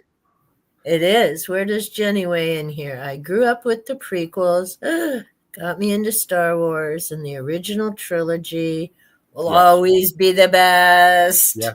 And it will. I saw it when it came in the theaters. Makes me feel ancient, but I remember the original three. And I think, to be honest, part of that's why I hate waiting for a series or anything like that, TV or book. Yeah. Because I can wait until it's all out so I can either binge watch it or read it back to back. This wait for a couple years is not for me. No, it doesn't bother me as much anymore. It used to. It doesn't anymore. I've noticed now that if I buy a series, I will not read through the whole series at once. I don't know why. I refuse to do it now. So I'll read the most recent example is I think it's called the Broken Earth trilogy by N.K. Jemisin. I read book 1 about this time last year. Was one of my books of the year. Loved it. It was amazing. Really good. I didn't read book 2 for about 5 months. Wow. And I've still not read book 3. Book 3 is on my upcoming sort of list of I need to read this. And I've loved the first 2. But I've just sort of read it and kind of left it to sit and sort of percolate in the background till I move on to the next one. I couldn't do that with I think when I finally get to Brandon Sanderson, I won't be able to do that. Because he writes 27 books a year. Or something ridiculous. I don't know how he does it.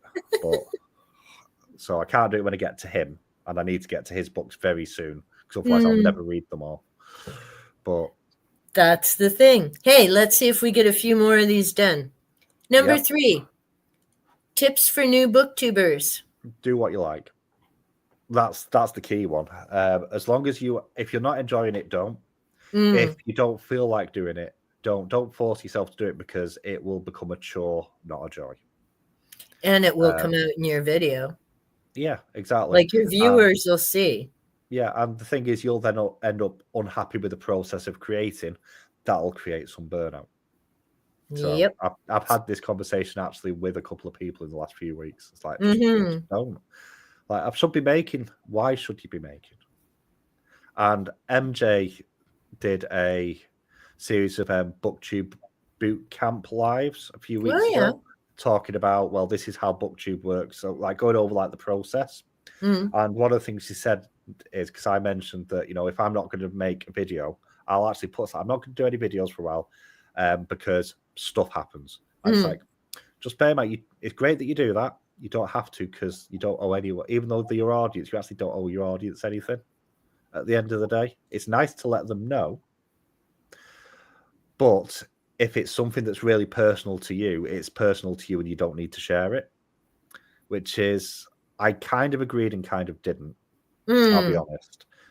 Because I think there's people out there that are really, really supportive and let you know that I kind of worry a little bit if you just blip out. And that's it. You've blipped out. So they don't know. One, they've given you the gift of how many hours of their time, and time is a gift. Yeah. I mean, I know I go on about that sometimes, but then I've lost a lot of people unexpectedly. So I never take for granted someone's resurfacing. Yeah. So to me, between the fact that they've given of their time, you also want to let them know I'm okay. I just have stuff on the go. Yeah. I do wonder a little bit if there's a bit of an economy of scale there where it becomes less of a thing, because obviously not a small channel anymore in MJ's case. So I do wonder if the bigger you get, the less, to a point, because you've got so many people around, if you share anything, it becomes more of it can potentially cause other stuff. I think there may be a discussion there. I like to let people. If you're not specific, and the bigger you get, the more you rely on your viewers, because let's face it, without viewers, you have nothing. Yeah. The flip side as well, though, is it's, I think when you hit a certain point, because the interesting thing is, she mentioned about subscribers, and it's like the subscriber count doesn't matter, which, again, it doesn't and it does. It's weird that it matters for monetization. That's one that doesn't quite click in my brain a little bit. That doesn't make sense. But it becomes a case of, well, if your stuff's being thrown out into the ether anyway, and again, when you're bigger, it catches easier. It's like anything, a big ship catches the wind better, doesn't it? Yeah, of course. And I wonder if that's part of the mentality, that actually at a certain point, it's not too big to fail. That's the wrong term. But the not having to communicate the challenges becomes less important, because when you then throw stuff back out into the ether a month later, it'll still catch because it's all there.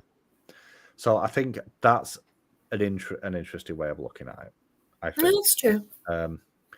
It's hard to judge until you get there. I think that one.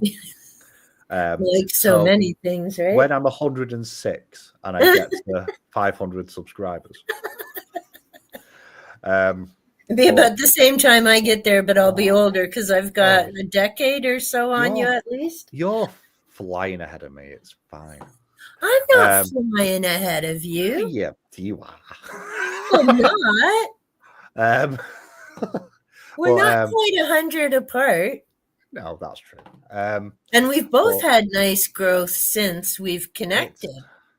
It has. It's been, I think you were just about to touch, was it the first one you were just touched 200?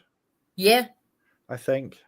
Yeah. And I was like about 170-ish, I think. Something like that. Can't remember. Also, side point, Star Wars is a Christmas movie, and I won't take any argument about it. Just on a side point, because in the UK, Star Wars showed every Christmas until I was about 20. I have actually the series. I need to watch them again. Yay, Constance. I have promised to watch all of the Star. My youngest wants to watch all the Star Wars. Unfortunately, he means all the Star Wars. Of course he does. Including the cartoons and the series, and it's like, that is a lot of time. And then my brain's going, if you're going to do that, you've got to do it in chronological order so it makes sense. And it's like, oh, no. I've got to watch the cartoons first. No.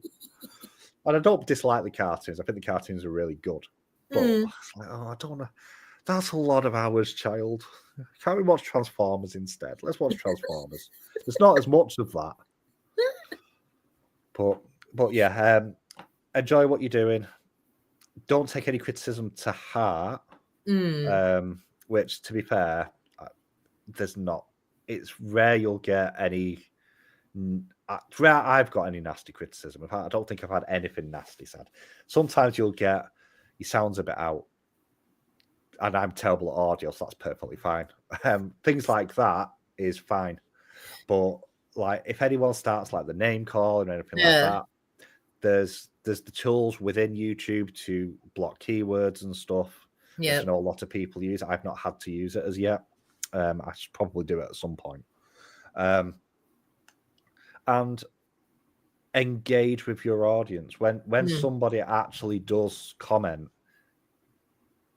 Again, this is something that gets harder the bigger you get, I suspect.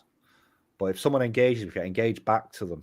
And what I'll do is if someone subscribes or comments on my channel, I'll go and see if they've got a channel and give it a watch.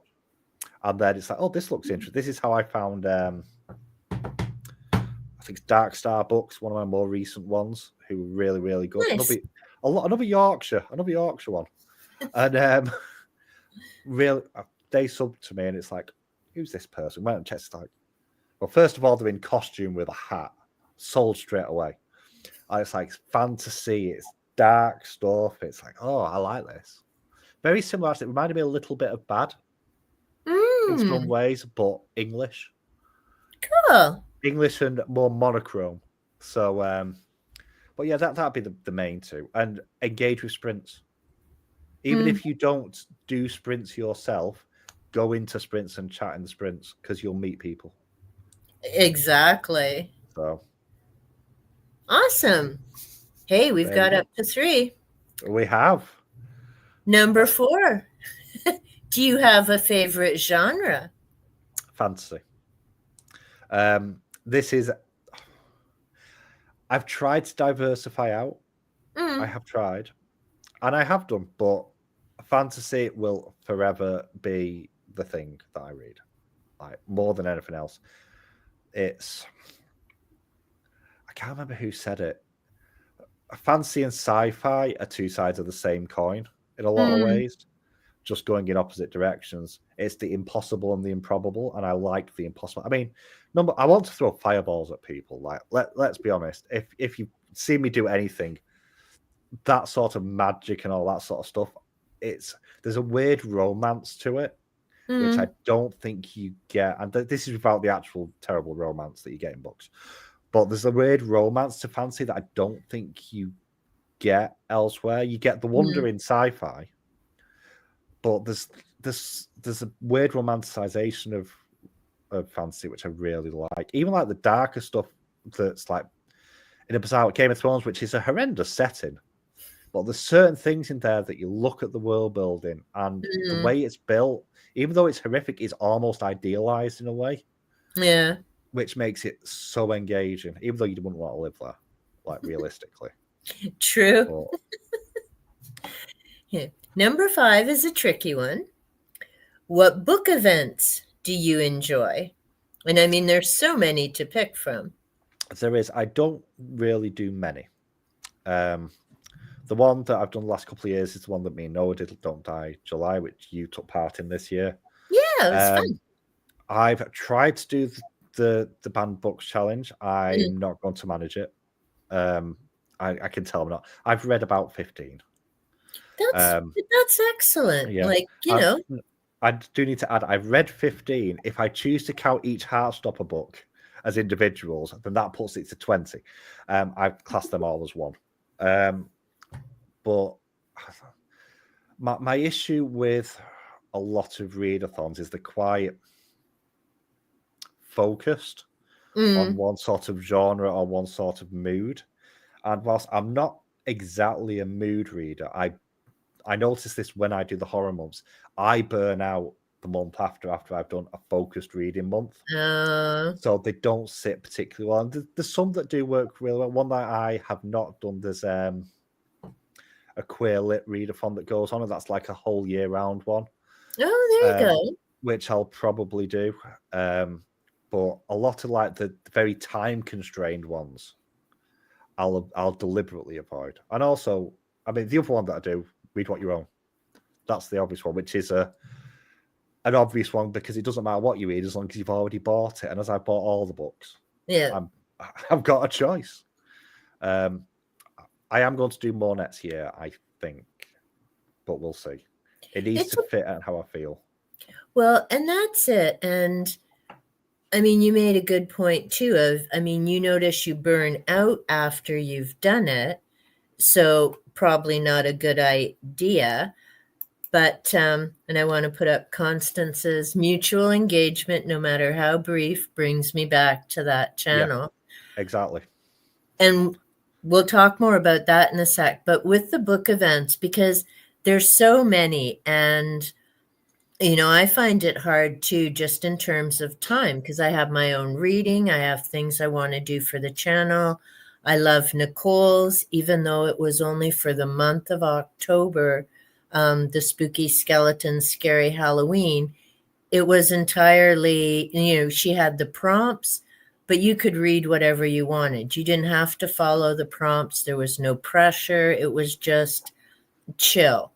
I love Vin's book track. It's over 3 months. I can manage a few books in 3 months. The month-long ones sometimes can be tough. And it's like subscribing and watching videos, right? You have to pick and choose what fits into your schedule the best.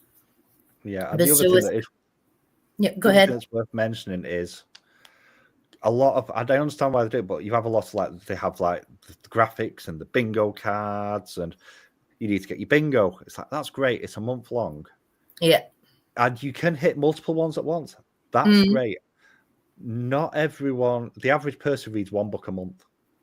So even if you are on BookTube or you're a really long reader, that's still a challenge for a lot of people. And then you get, for me anyway, and this might be unique to me, I don't think it is, but if I have set myself a goal and I don't hit it, I get really down on myself. It's really bad for me mentally. Which is why I don't do it. I mean, I know Hermit's doing one in December, and it's a 1 week one, but it's literally a case of just do whichever ones you want. There's some prompts. Don't mind if you do it. It's a Tetris thing. Just make pretty things go down. It'll be fine. And that's fine. I love one like that. And it's like, you can do it for the week, but this will work any time of the year. That's great. The ones that are really time limited, I've just had a quick look. I think there's 23 readathons in November because I've got the spreadsheet. Wow. And it's like, and people do multiple of these. I don't know how. I know you do get crossover, but it's that then starts hitting at what I consider to be a little bit pressurized. Which again, that's like the subtle dark side, because it's not deliberate pressurization. It's No, not, it you must isn't. read this book, you must do this, because everyone will say just read what you can. It's fine. But then you have the graphics, and it's the mix, and it's not deliberate on anyone's part, but there's a subtle thing there, which I think does lead to a lot of the burnout as well on a side point, because there is a subtle, not quite peer pressure, but similar sort of thing that sits in that, especially with the readathons, and there's more every year. And that's just November. I've not seen the list for December yet. Wow. So, because I can think of about 7 off the top of my head. I think I'm doing 3 of them. So there we go. But like you've got Cthulhu for Christmas. That's like just read something Lovecraftian. That's just one thing. That's great. Yeah. You're saying I'll read one story. Brilliant. This has 27 prompts. No. Well, see, I'm doing Cthulhu Christmas. So revisiting, and I actually just put some Lovecraft on hold at the library. I'm also involved with Ghosts of Christmas Past, resurrecting a tradition that started by Vin from Revenant Reads. And my co-hosts, hopefully I can remember everybody. We've got Mindy's Book Journey, Rainer Reads. I think it's called Books with Elvis, and Dave and Olive. And that one is amazing too. We're like, our first is a short story, The Old Nurse's Story. So we're doing a little read about that on Voxer. So there's a group there. I don't have the link on my videos because I know not how to do that. And then it's just reading other ghost stories, whether they're from the Victorian era or current. So again, short stories, and boom, you're done. Yeah. Which I think is amazing. So those I can manage in December. Yeah. Well, that's the other thing, is like, a lot of people are so organized with it that they plan like the year ahead. I don't know how people do that. But because as a surprise to nobody, because my life is quite chaotic at the best of times. I work shifts. My working hours vary. They're probably about to go up by 25% from like January onwards. And the stresses from that. And then other things happen. It's like I am aware that if I buy what I nearly bought earlier today, I was being good. It wasn't a book. It was far more expensive. If I buy that, I'm going to hit, by the time I hit February, I won't be reading a single book, because it'll be something, there's a few things happening over the start of the year. It's like, I want that, and that. And if I get that, and that, that's 300 hours of my time gone. I know it will be. Wow. So I don't like to think that far ahead. So Weird Work Rowan is kind of the odd one out with that, but that's a just don't put the bank card away moment more than anything else. So, but yeah, I'd like to do more readathons. I just don't have, it doesn't balance for me personally. That's where the issue is, balance. But that's good to know and be realistic about that. And when you were saying about not reaching a goal and the impact, when I started on Goodreads, I've had an account since 2014. I've never used it since 2022. And I like it to track my reading. I don't often do reviews. It's more just, what have I read? What am I planning to read? That type of thing. And then where was I going with that? What were we talking about? The pressure from all the reading challenge. Thank you.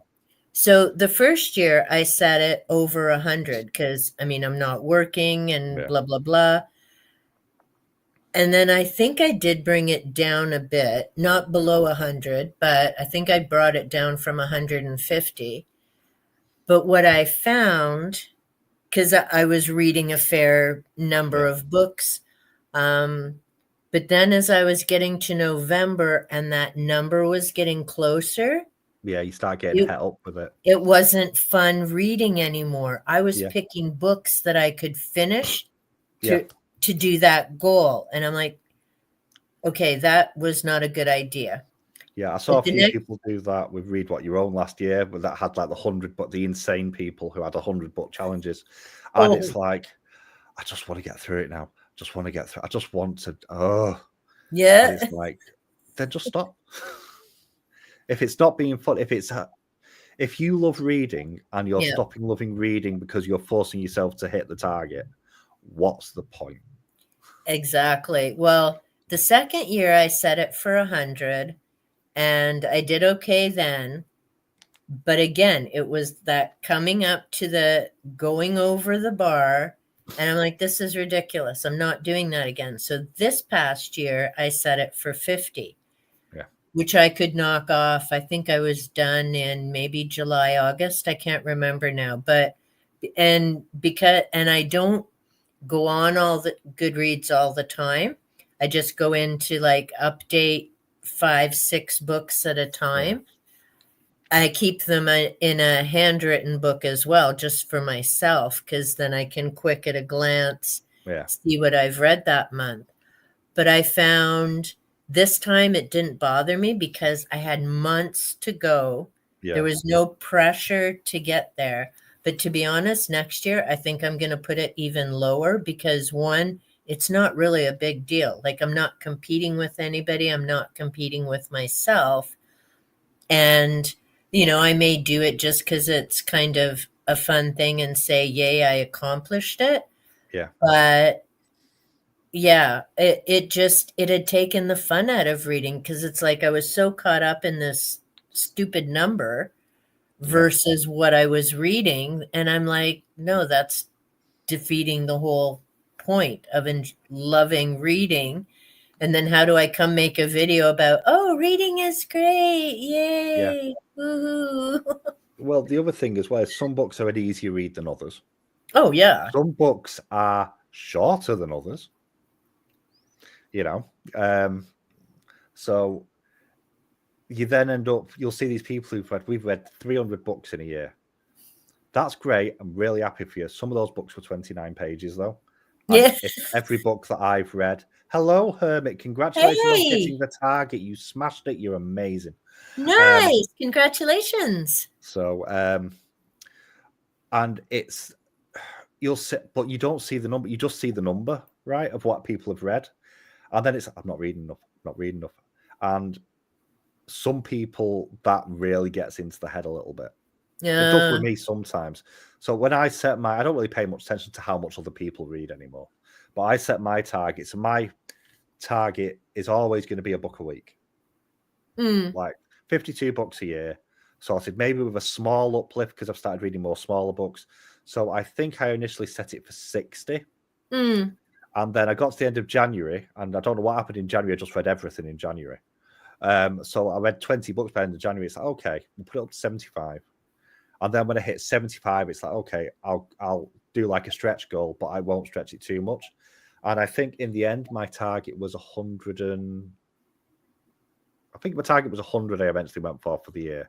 I mean, Well, I've not bothered updating it since because I'm on 140. I think I will never read this much again, probably. And I'm aware of that. It's like I'm looking at it going, I won't have the time necessarily.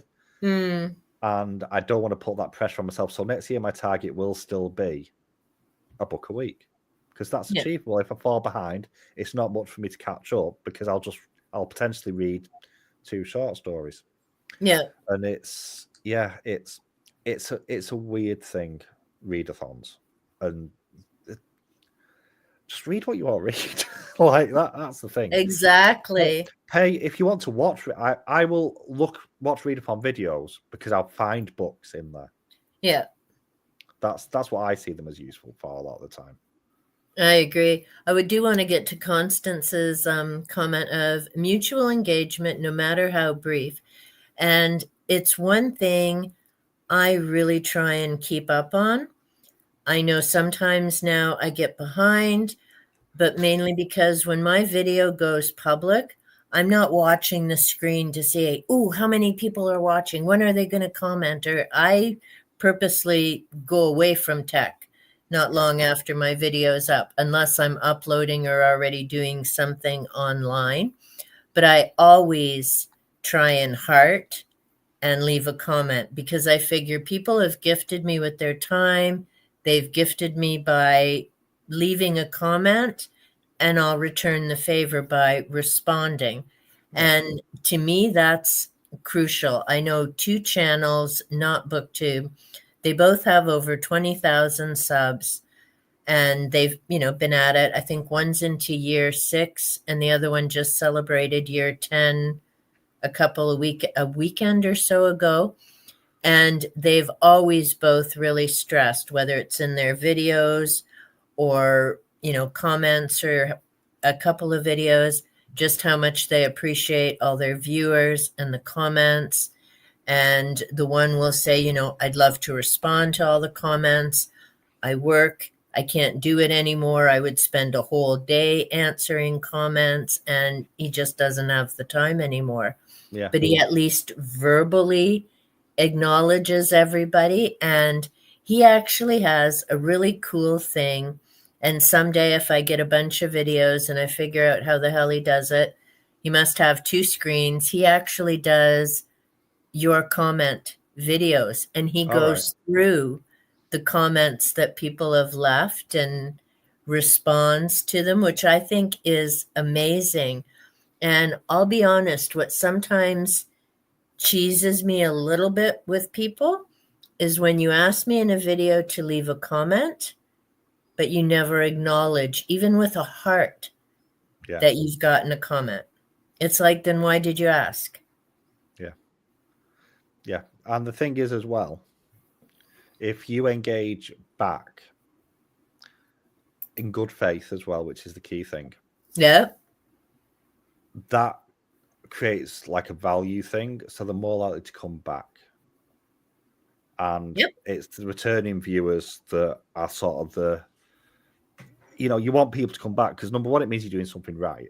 Exactly. There's that. And also if they're coming back, then you're potentially the right creator for what they're looking for. Yep. And there's a better conversation to have there. So, yeah, I think that's an exact thing. React back. And the big channels, there's a few channels that I watch, not on BookTube, elsewhere, and they'll say in the description, I will only be able to reply to comments for the comments for this period of time. I'm perfectly honest, I love you all, but realistically, if I get 1 million views, I could probably only do like the first 2 hours after the video. Yeah. Because otherwise, it's like, can you imagine? Like, no. You'd have to pay someone to answer the comments. Yeah. And at which point, that becomes even more self-defeating, bizarrely. Because you're not engaging with your own community then as well. And that's the challenge, isn't it? And it's like, movie stars and what have you, and they have all their assistants and this and that. But yeah, then you've lost that direct connection. But I agree. And, to me, like I say, and I'm glad that I came across those 2 channels relatively early on because to me, that's role modeling. And that's why I always stress, if it's like 2 days and I haven't answered, then that bothers me because I'm like, I don't want them to think I'm ignoring them or that's changed. And to be honest, I don't ever see myself maybe past 500 if I'm lucky, but I don't see myself much bigger than that. And the comments will always be important to me. So, yeah. It also means that when YouTube does something really stupid, like it did with mentions recently for me, that frustrated me because sometimes it won't tell me when I've got comments. And it's recently, when they've done the latest update, I have lost all my mentions. I've got a few from 2 years ago, a few more recent, and a big glut in the middle because I was going to go do some tag videos. And I know someone's tagged me in them. And normally what I do is I have like a file document on the computer. And normally what I'm really good at is I'll go through, because quite a few people put the questions in the description. So I'll copy and paste from there. I'll I paste do where that they got too. it from. And then I write down who it is. Occasionally I forget to do it, or I just don't do it properly. And then I'll sit there going, who was that? And then it's like, I'll go back through the mentions, it'll be fine. Oh, where have all the mentions gone? They've all gone. What's going on? And it's like, ugh. So like the last one I did, which I think was Adventurers Assemble, I was sat there going, I'm sure it was Aaron. Was it Aaron? I think it was Aaron. So I've ended up going, Aaron, I think it was you. You're getting the tab anyway to say it was you. If it wasn't, tell me. But I'm pretty sure. Fortunately, it was. I remembered correctly. But it's like, Nice. Yeah, see, I do that with the tags is I'll copy and paste from below their description box, and then I put it into a Word document. And quite often I also print it off. So then if I need to come up with book answers, I write that all down on the page, and then that's what I follow when I'm recording. But the one thing I hate with YouTube, and it just happened recently, it's been a long time, is a comment disappeared. I'd read it. I didn't delete it. I've never deleted a comment on my channel because there's never been a reason to. But I didn't delete it, and then suddenly the comment was gone. And so thankfully it's someone I'm in contact with. So I emailed them and said, hey, did you delete this? And they're like, no. And then they checked, they could still see it. And then it came back up on my channel. yeah. But it was months ago. I don't know if they were doing an upgrade or what, but there were several, and it kept happening to one individual. Their comments, I could see it in the notifications, wasn't in my studio, wouldn't show up under the video, sometimes didn't even show up in my notifications. And I'm like, that's not helping to build a community.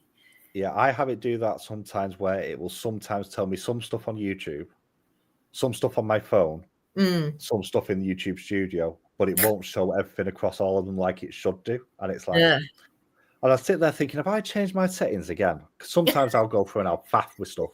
And I'll sit there going, have I turned it off so I don't get them from this? Because if my phone starts beeping all day, it does my head in. Yeah, Because no doubt. I know there's a thing there, and so I have to disappear it. That's kind of a weird mentality. It's like an OCD thing. So occasionally I'll turn notifications off just so it doesn't bother me. And it's like, have I turned this off? Have I silenced this? Have I said only send me this? I'm stood there looking at the settings going, no. It's set for send me all of the things. And then I'm looking at that, well, this has got 7 notifications. This one's got 12.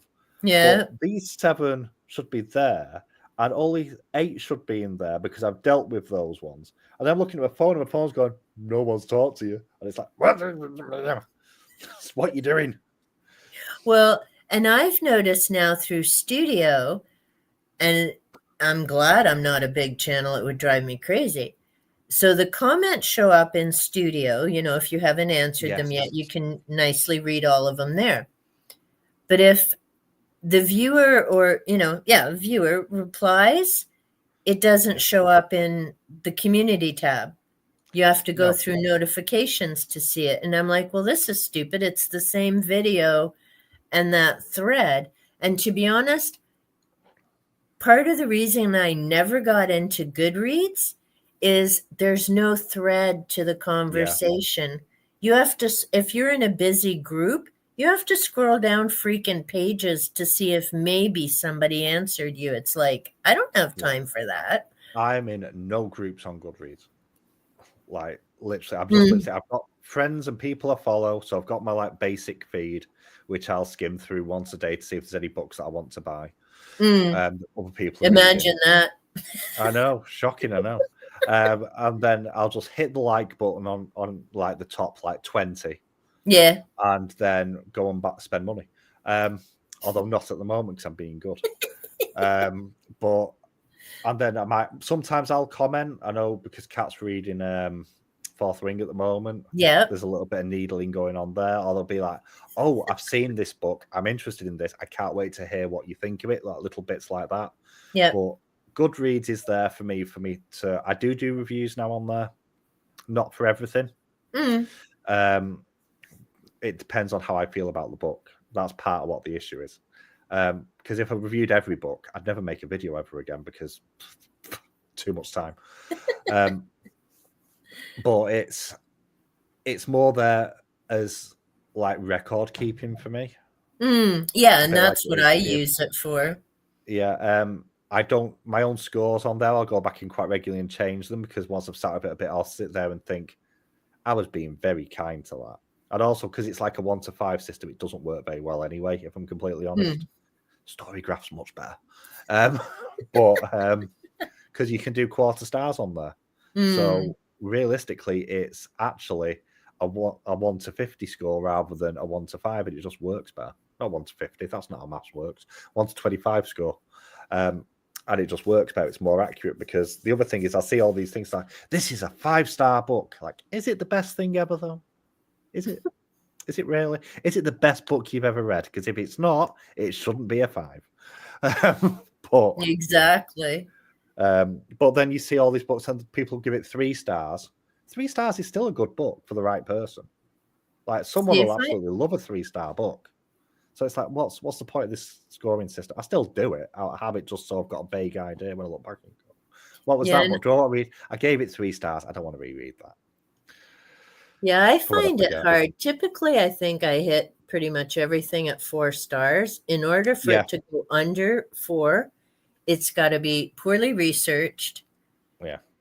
The people who got paid to edit it don't know that "and" is a joining word, and if it's in more at the front of 3 sentences, you've already pissed me off, let alone what the material is, because my school part just freaks out. Yeah. The one that gets me is certain books where they use I too much.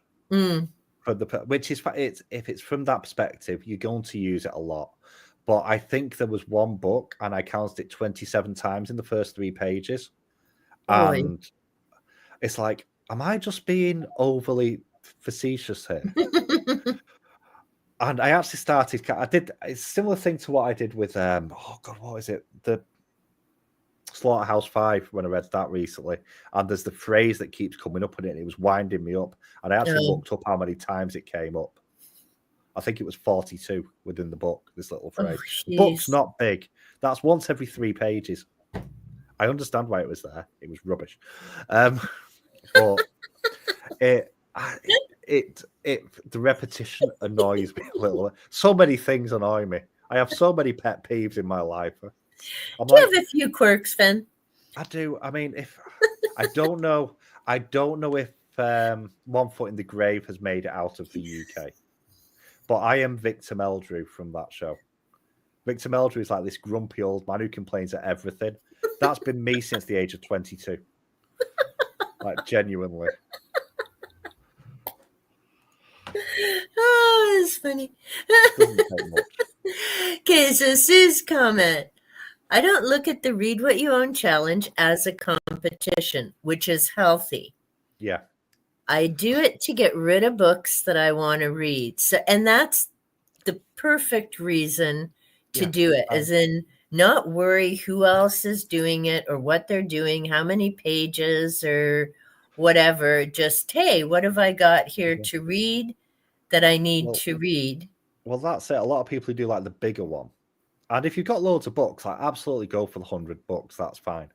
But they hit a certain point because they're seeing all the new books come out that they want to read. And it gets frustrating. That's why I've not even set a target on mine. It's like, doesn't matter how many I've read. March the 5th, the bank card's coming out and I'm buying Waterstones. That's how that's going to go. I already know this. You should have a ton of savings by then. You wouldn't have been book shopping for what, 5 months? Thereabouts. Although I did a poll on my Sprint the other day. So I found a loophole. Of course you did. So, because I've been looking at special edition books. Some of these I've been looking at for a while, but I'd be buying these books with no intention to read them. I'm buying them because they're pretty. I've already read the books. I've already got copies of the book. By the way, you will be mentioned this week. That's I fine. can't remember which tag. Oh, yes, I do. It's the game tag from Book Buds, Joe and Mary. I must have seen this. Probably it was celebrating 1,000, their celebration of 1,000 subscribers. I might have missed that one. I've It missed was so a many. couple months ago, I think, because they tagged a bunch of people, and I looked at it. They tagged me. I looked at it. I'm like, how am I going to do this? Really fun. And you have to do something with Pictionary. The next one, Oh, charades. yeah. You know what I'm talking about now, right? Yeah. I I've can't seen it. remember the third thing, but you can only give 8 one-word clues. Oh God. And then there's a war of 8 books that you've read in the last 8 months, and then you have to pair them off till you get to your top book. And then the last challenge part is 8 books based on covers. So it's cover wars. So I mention you because I'm like, and Van, we all know how much you love your covers. Oh. Do I have a favorite cover this year? I do have a favorite cover this year, actually. So, So yes, but I did mention you because cover wars. I just like immediate Van. yeah. He'd have like his whole library sitting there. It's all cover buys. Honestly. But no, I've been looking at some special editions for a while. And thing is, I've read the books. So if I'm going to, I'm not buying them because I want to read the book. They are stunning books. And I actually put a poll is, if you buy a book with no intention to read it, just for ornamentation, does it class as an ornament or a book? Oh, you sly guy. And I threw the poll out. I expected everyone to say book. You're not buying anything else. Yeah. And it was overwhelmingly in favor of ornament, which really surprised me because I What you expected. Yeah. Oh, no, my husband's sitting over here now. He's gotten home and had dinner. He's called it a bookament. Yeah. So my argument right now is that would be an ornament which doesn't class as a part of the book ban. So therefore I can buy it. We'll see. Less you can buy in April. I mean, a lot less because they're multi-book series, so they're both £75. They're absolutely stunning. They're stunning. I'm sure they are. I'm not sure I can justify that. So we'll see. Are you getting? Hey, you've got your interview tomorrow. Whenever your promotion starts and the bigger pay, maybe that can be your reward. Well, the weird thing is that we get paid early for Christmas. They fetch our payday forward, which is a good and a bad thing because it means that you've got a long month straight after Christmas. Yeah. But if it goes through, your overtime's a month behind for me now, but your base pay is a month in front. And you don't get overtime for the promotion. So I'd get the promotion pay and my back pay of overtime all together, which would be a lot of money. I also have a bonus next year, providing I don't upset anybody. I actually get because I hit 10 years, I get 2 weeks bonus pay. Nice, congratulations! July. So that's going to be nice. That can buy books. I can buy a lot of books. So I keep looking at it going, don't upset anyone till August. Oh my Lord, August? July I get that one, so we'll see. That's still a few months down there. Oh, I've been given permission to buy special editions. That's how I interpreted the poll. Because they're not books. I got 5 stars. You did. You need another 5 on top of that, Elaine. Oh. You need all the stars. All of them. It's just amazing that, other than when we got into the education stuff, usually I behave pretty good on my live streams. You'd be amazed how much hits the cutting floor from my other videos. It's like, nope, can't include that. Nope, didn't mean to say that. Oh, mine. I think I've said it before. I do it in takes. So that's you've said that. Yeah, so when I do, the tag videos are different. Tag videos end up being re-recorded over and over again. I just do it as one continuous thing. But the review videos, I literally do a bit for the intro, and then I do a separate one for the next bit. I do separate ones for each one. So I'll literally spend an hour just trying to get the character bit down, because that tends to be the longer one. And it's like, no, delete, do it again, delete. And it's not scripted as well. Yeah. And then I forget things. And then it's like, oh, come back. And then the sound will do something weird. So it's like a 20-minute video probably takes about 2 hours to record, because it's like, nope, not happy, dink, not happy, dink. Editing time, 12 minutes, done. Not an issue, because it's like drag, drop, transitions, gone. See, so you do it entirely. I used to do that when I started, and it's why I didn't have a video up until April, although I started the channel in July, or the account, I should say. I deleted so many videos. It's like, nope, nope, nope. Yeah. And then I tried doing what you do and do it in sections. But then it was all, okay, now I got to drop and drag and put these all together. So now what I actually do is record in one fell swoop. And to be honest, if I didn't use iMovies, it would be far more challenging to edit. But I record in one fell swoop, and if I say something stupid or whatever, I just keep on going, drop it into iMovies, and then you can space it out so that you can see where those quiet pause moments.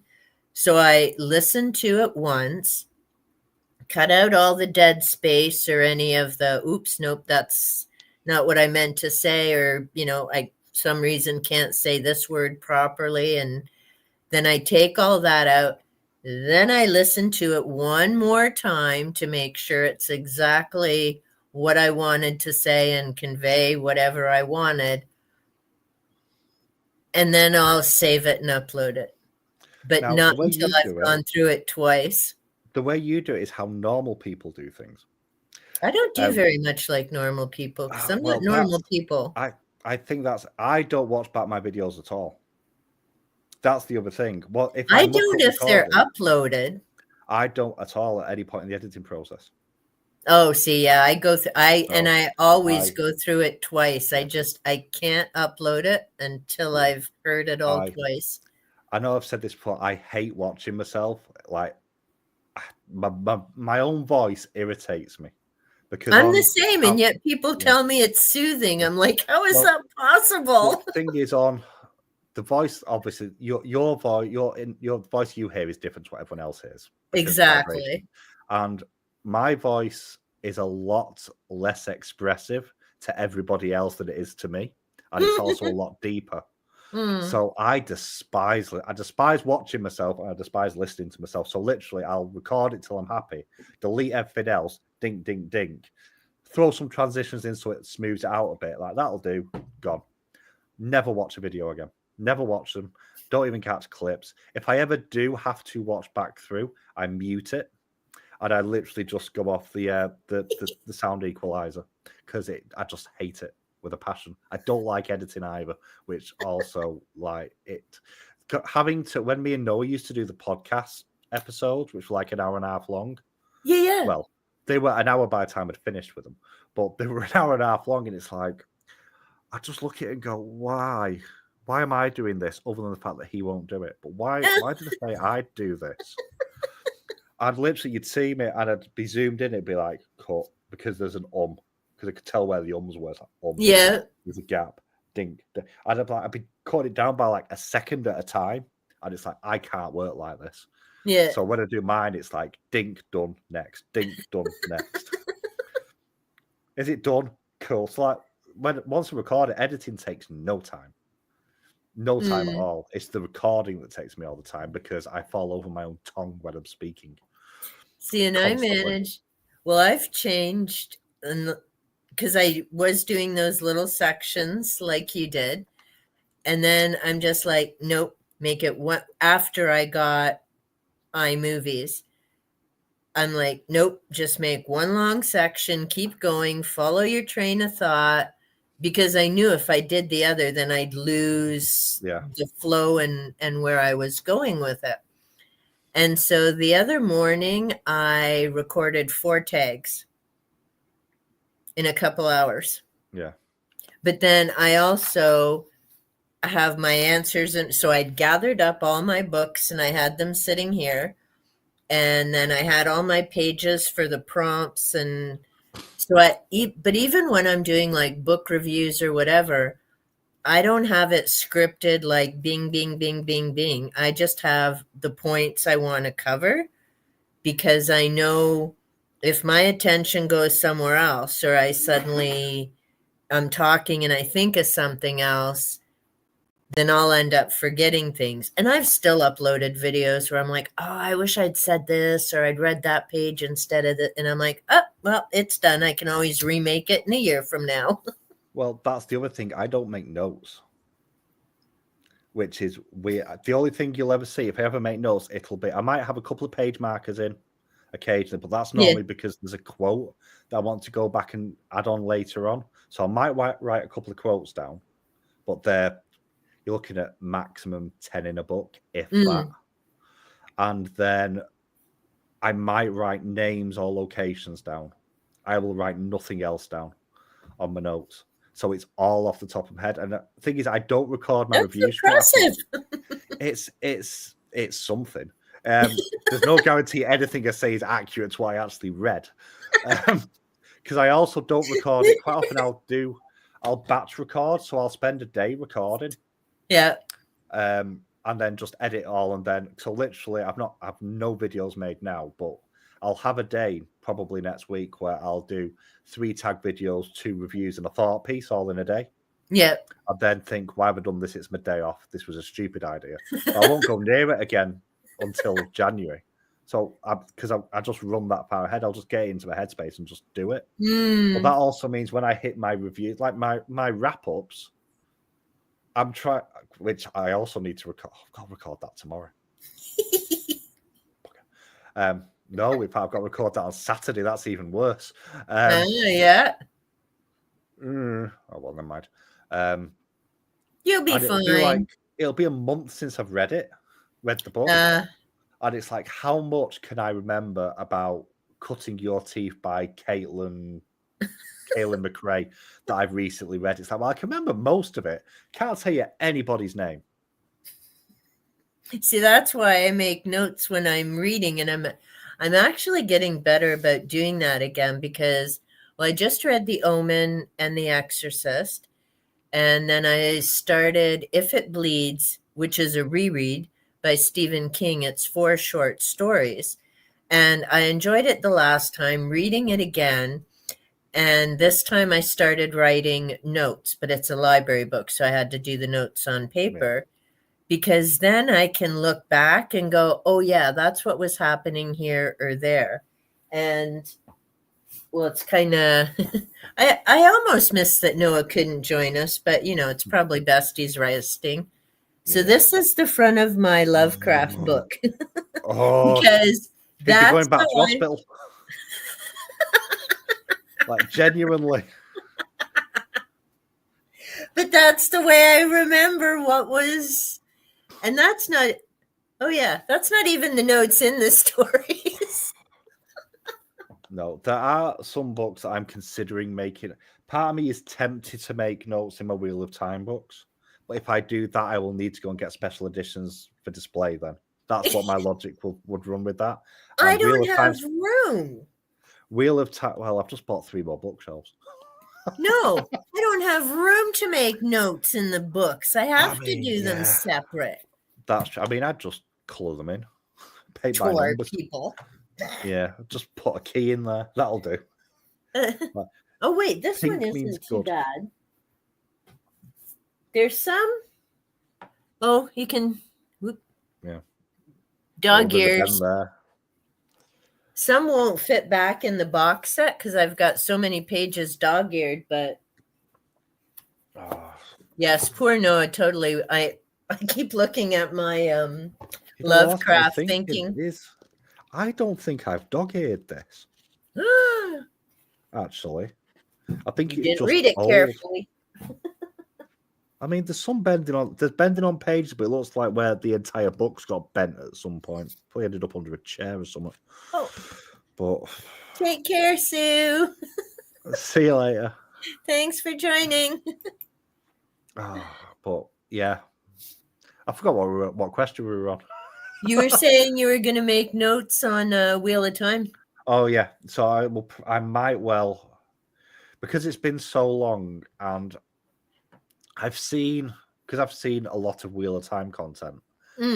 I'm curious how well it's going to stand up as a reread. I've reread book one multiple times, so I'm less concerned about that. Last time I did it, it was an audio version. Okay. Which by the actress whose name I always forget. Rosamund Pike. Yep, there we go. And I always remember. Yep. And that was really good. I think I am going to do the read this time. I won't mind. I'm pretty sure I only reread book one last year at some point. I just never tracked it into my reading thing. So I'm curious to see how, because obviously when I started reading it, I read them as they came out at a certain point in paperback. Right. And I'm wondering how much I missed in the sort of subtle world building. So I might actually try and make notes. We'll see how that goes. Because I'm sure I'm reading something else in January that's quite a big book, and I can't think what it is. Yeah, well, don't make notes on the buttons, because I really don't care what color their buttons were and what color the stitchery was. And it's like, oh my gosh. Look, you need to know the thread count. You need to know the thread count of every curtain. And where the dye came from, and how many miles it was, and what animal it was, and how old the caterpillar actually was when it made the silk. She wore pants and she had a vest. Let's move on to the kick-ass Trollocs. I don't care what color the pants were. Yeah.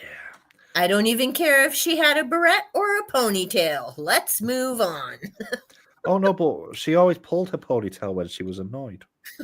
I remember that. About Nynaeve, always pulling at her wind braids or whatever they were. How she didn't pull the damn thing out. I don't mind. She's my favourite character in the books as well. But how she wasn't bald by the end of it, I will never understand. Which character was your favorite? Nynaeve. So the wisdom. Oh my God, she could have been done by book 3, and I'd have been a happy camper and cheering and throwing a party. No, I loved her. Near the end. Yeah. I'm glad she made it. Yeah, I love her arc as a whole. She's not an easy character to read early on. Oh. She's the sort of person that you'd want to push in a well if you have the chance. Now, I'd have pushed her in the ocean and it would have been fine. There were just so many times she caused so many problems being just so arrogant. But she also reminds me that she reminds me of what I was like when I was younger, because I was horrendous. I've chilled as I've got older. This worries people when I say this. I am a lot more chill and sane and level now than when I was reading the books the first time round, because I was horrific. I was horrific in my teens and 20s. And people don't believe this. And I work with people that I went to school with. And I'll say, it's like, look, you can deal with me now, or you can deal with old me. They'll just turn around and go, don't go back to that. Like, we love you, but please don't. Well, see, that's the other nice thing about yes, Jenny, really maturing. I'm not matured. I just don't tell everyone how amazing I am anymore. See, there you go. Now you've gone the other, and we have to keep telling you how amazing you are. I've caught on to your shenanigans. That's what therapy was meant to fix. It didn't quite work. It got close. It got close. Now I don't think that I can fail at walking down the street. I think I can walk quite adequately. It's just everything else at this point. But no. But funny. It was as a teenager and early 20s, it was a case of I know best and you're going to agree with me. And eventually everyone agreed with me just for peace. Nowadays it kind of is still the same thing. But it becomes a case of it'll be, well, it's your mistake if you don't agree. And then they realise I'm right. Noah. See, there you go. You found something that works. I do that with people sometimes too. Fine. Don't listen to me. I won't say I told you so. I'll just sit back and watch from the back row here. Well, you know what? Go buy some popcorn. That's right. Popcorn and a nice beverage. So we're not going to finish the questions. And do you know why? Because I get distracted easily. No, because it's almost 3 hours and you have an interview tomorrow and you're not staying up late. I do, but the interview's not till 10 and I can walk to work. That's the No. bonus. I can stay up till 2 and I'll be fine. Well, you have a few hours, but you're not staying up 2 and blaming me. So you're just going to have to come back and we can finish the next 5 questions. Have we beat Jenny's end time? Just out of curiosity. I'm not sure. So go check on my channel because I know we're close. Because, I don't dare time. flip back and forth. Did you beat Jenny? Yeah. Yeah. Okay, he's happy. So I did say it's like, we'll go longer. It's a challenge. I knew we'd be. Oh yeah. Well, it was funny because what was it? Oh, I think a few weeks ago, and it was just me. And so I ended up wrapping up early. I think I'd started early, and it was funny. My hubby got home and he's like, "Oh, you're not on the live." And I'm like, "Well, it was just me." So, I had viewers and there were a few comments, but my energy was low. I'd run out. So yeah, see, it's always much better when there's a guest and you can trade and you've got interactive viewers. So that's awesome. So I think with that, because you're not blaming me if you stay up till 2 a.m, that's going to be on you. It's fine. How much whiskey should I have before bed? Oh my gosh. So we're going to say thank you so much to all our viewers. Yes. Glad that you could join us. I just want to do another shout out for Hermit as well for today's work for the mental health charity Mind. If I can just do a quick plug, if that's okay. Yeah. So there is still a link for donations if you do wish still to donate. Absolutely smash the goal today. It's worth saying, but this is a charity that is trying to bridge the massive funding gap in UK mental health. Sorry, England and Wales mental health specifically, not Scotland. Different company, charity in Scotland. Absolute blast being on it this morning, but there's also a prize draw to win stuff international as well.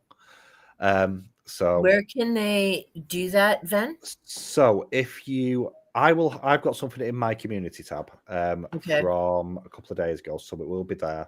All the links, I believe, are in the live stream, which will now be up as a video on Hermit's channel. So there is a donation link there, and there is also another link to like a Google form that after you've done a donation, you can enter yourself into this prize draw. So awesome. So, but yeah, smash the goal. The target was £100, and I think we hit it 3 minutes after starting. Nice. So well done. It was a blast, and thank you to Hermit as well for inviting me to that one. So excellent. Definitely a worthy cause. It has been lovely having you with us, Jenny, as well. Yes. You've got to put it with me tomorrow, Jenny. So now so we have the Book Hermits, shout out. Then celebrating 2 years. Your live stream is when? 7 p.m. on Saturday. 7 p.m. Greenwich Mean Time. Yeah, 7 p.m. British time. So I don't know what time that is. Can we go backwards? So 7 your time? Oh, yeah, 7 o'clock my time. So is it like 2 o'clock in the afternoon there? Ish? 2, 3, 4, 5, 6, 7. No. 3, 4, 5, 6, 7. Yes. 3 p.m. 3 p.m. So there we go. It's going to be chaotic because I don't know what I'm doing. I might be building bookshelves. I might be alphabetizing my books. I don't know. I'm going to be doing the anniversary tag, BookTube anniversary tag for 2 years. I've actually found the questions finally. It took me a while. Nice. Because I didn't put them in my original video, because why would I? Why would I do something sensible like that? So that's going to be a start off. There's going to be a Q&A if anyone wants to ask me anything, so I can wobble on for a bit. There will be a couple of productivity sprints. I will probably be doing something unhelpful during them, either books or probably playing video games while you lot try and be productive. So that'll be fun because I'll probably end up getting very annoyed at whichever country invades me on civilization. Well, yeah, I had no idea how long it's going to go for. So and my child might be here as well, my youngest, because he keeps going, "Can I join in?" It's like, fine. Where's my daughter? Absolutely not. It's like, do you watch that? No. Like, you've got your own TikTok. Why? But there we go. Because she's got her own TikTok. Yeah, she's got her own TikTok with the horses and her lip syncing to songs that I've never heard of. But there we go. So yeah, that's Sunday. And then after that, I have no idea when I'm making anything else. So we'll see. Something's coming soon. Oh, the BookTube burnout video is going to be my next one. I don't know when that's going to be done. And my, what month are we? November wrap up, which I kind of want to get up for Sunday. So I need to, I'm not staying up to record it tonight. No, you're going to get a good night's sleep and be all bushy-tailed and bright-eyed for your interview. I've been told to be myself, but not too much. That is my boss's advice, which is probably good advice. So there we go. So we'll all be anxiously waiting to hear how that went. For me, I have, well, tomorrow is Cedric's memory video. So it's a longer one because, well, she was with us for 11 years. And how do you pick out of the thousands and thousands of pictures? And even though it's been 4 years, for some reason this year it hit me uber hard. And then next week is pretty much the week of the tags, 4 tags. And Friday is the very first Fairy Tale Friday, starting with Rudolph, the nasally empowered reindeer. That sounds amazing. It's hilarious. Like sort of this time of year, something a bit of fun. Exactly. And then after that, I don't know what I'm doing for 3 weeks, but I'm excited. I've got all my videos up now till next Friday. Festive season is here. I love Christmas. Yeah. Well, okay. I don't. And thank you, Constance. I appreciate it. So we'll say thank you so much to everyone who could join us. If you're still here in Team Rewatch, thank you so much when this is up. Have a great one. Hope you had a wonderful Thanksgiving Day to our American friends, and hope everyone else had a great day. Take care until next time. Bye-bye. And we wave and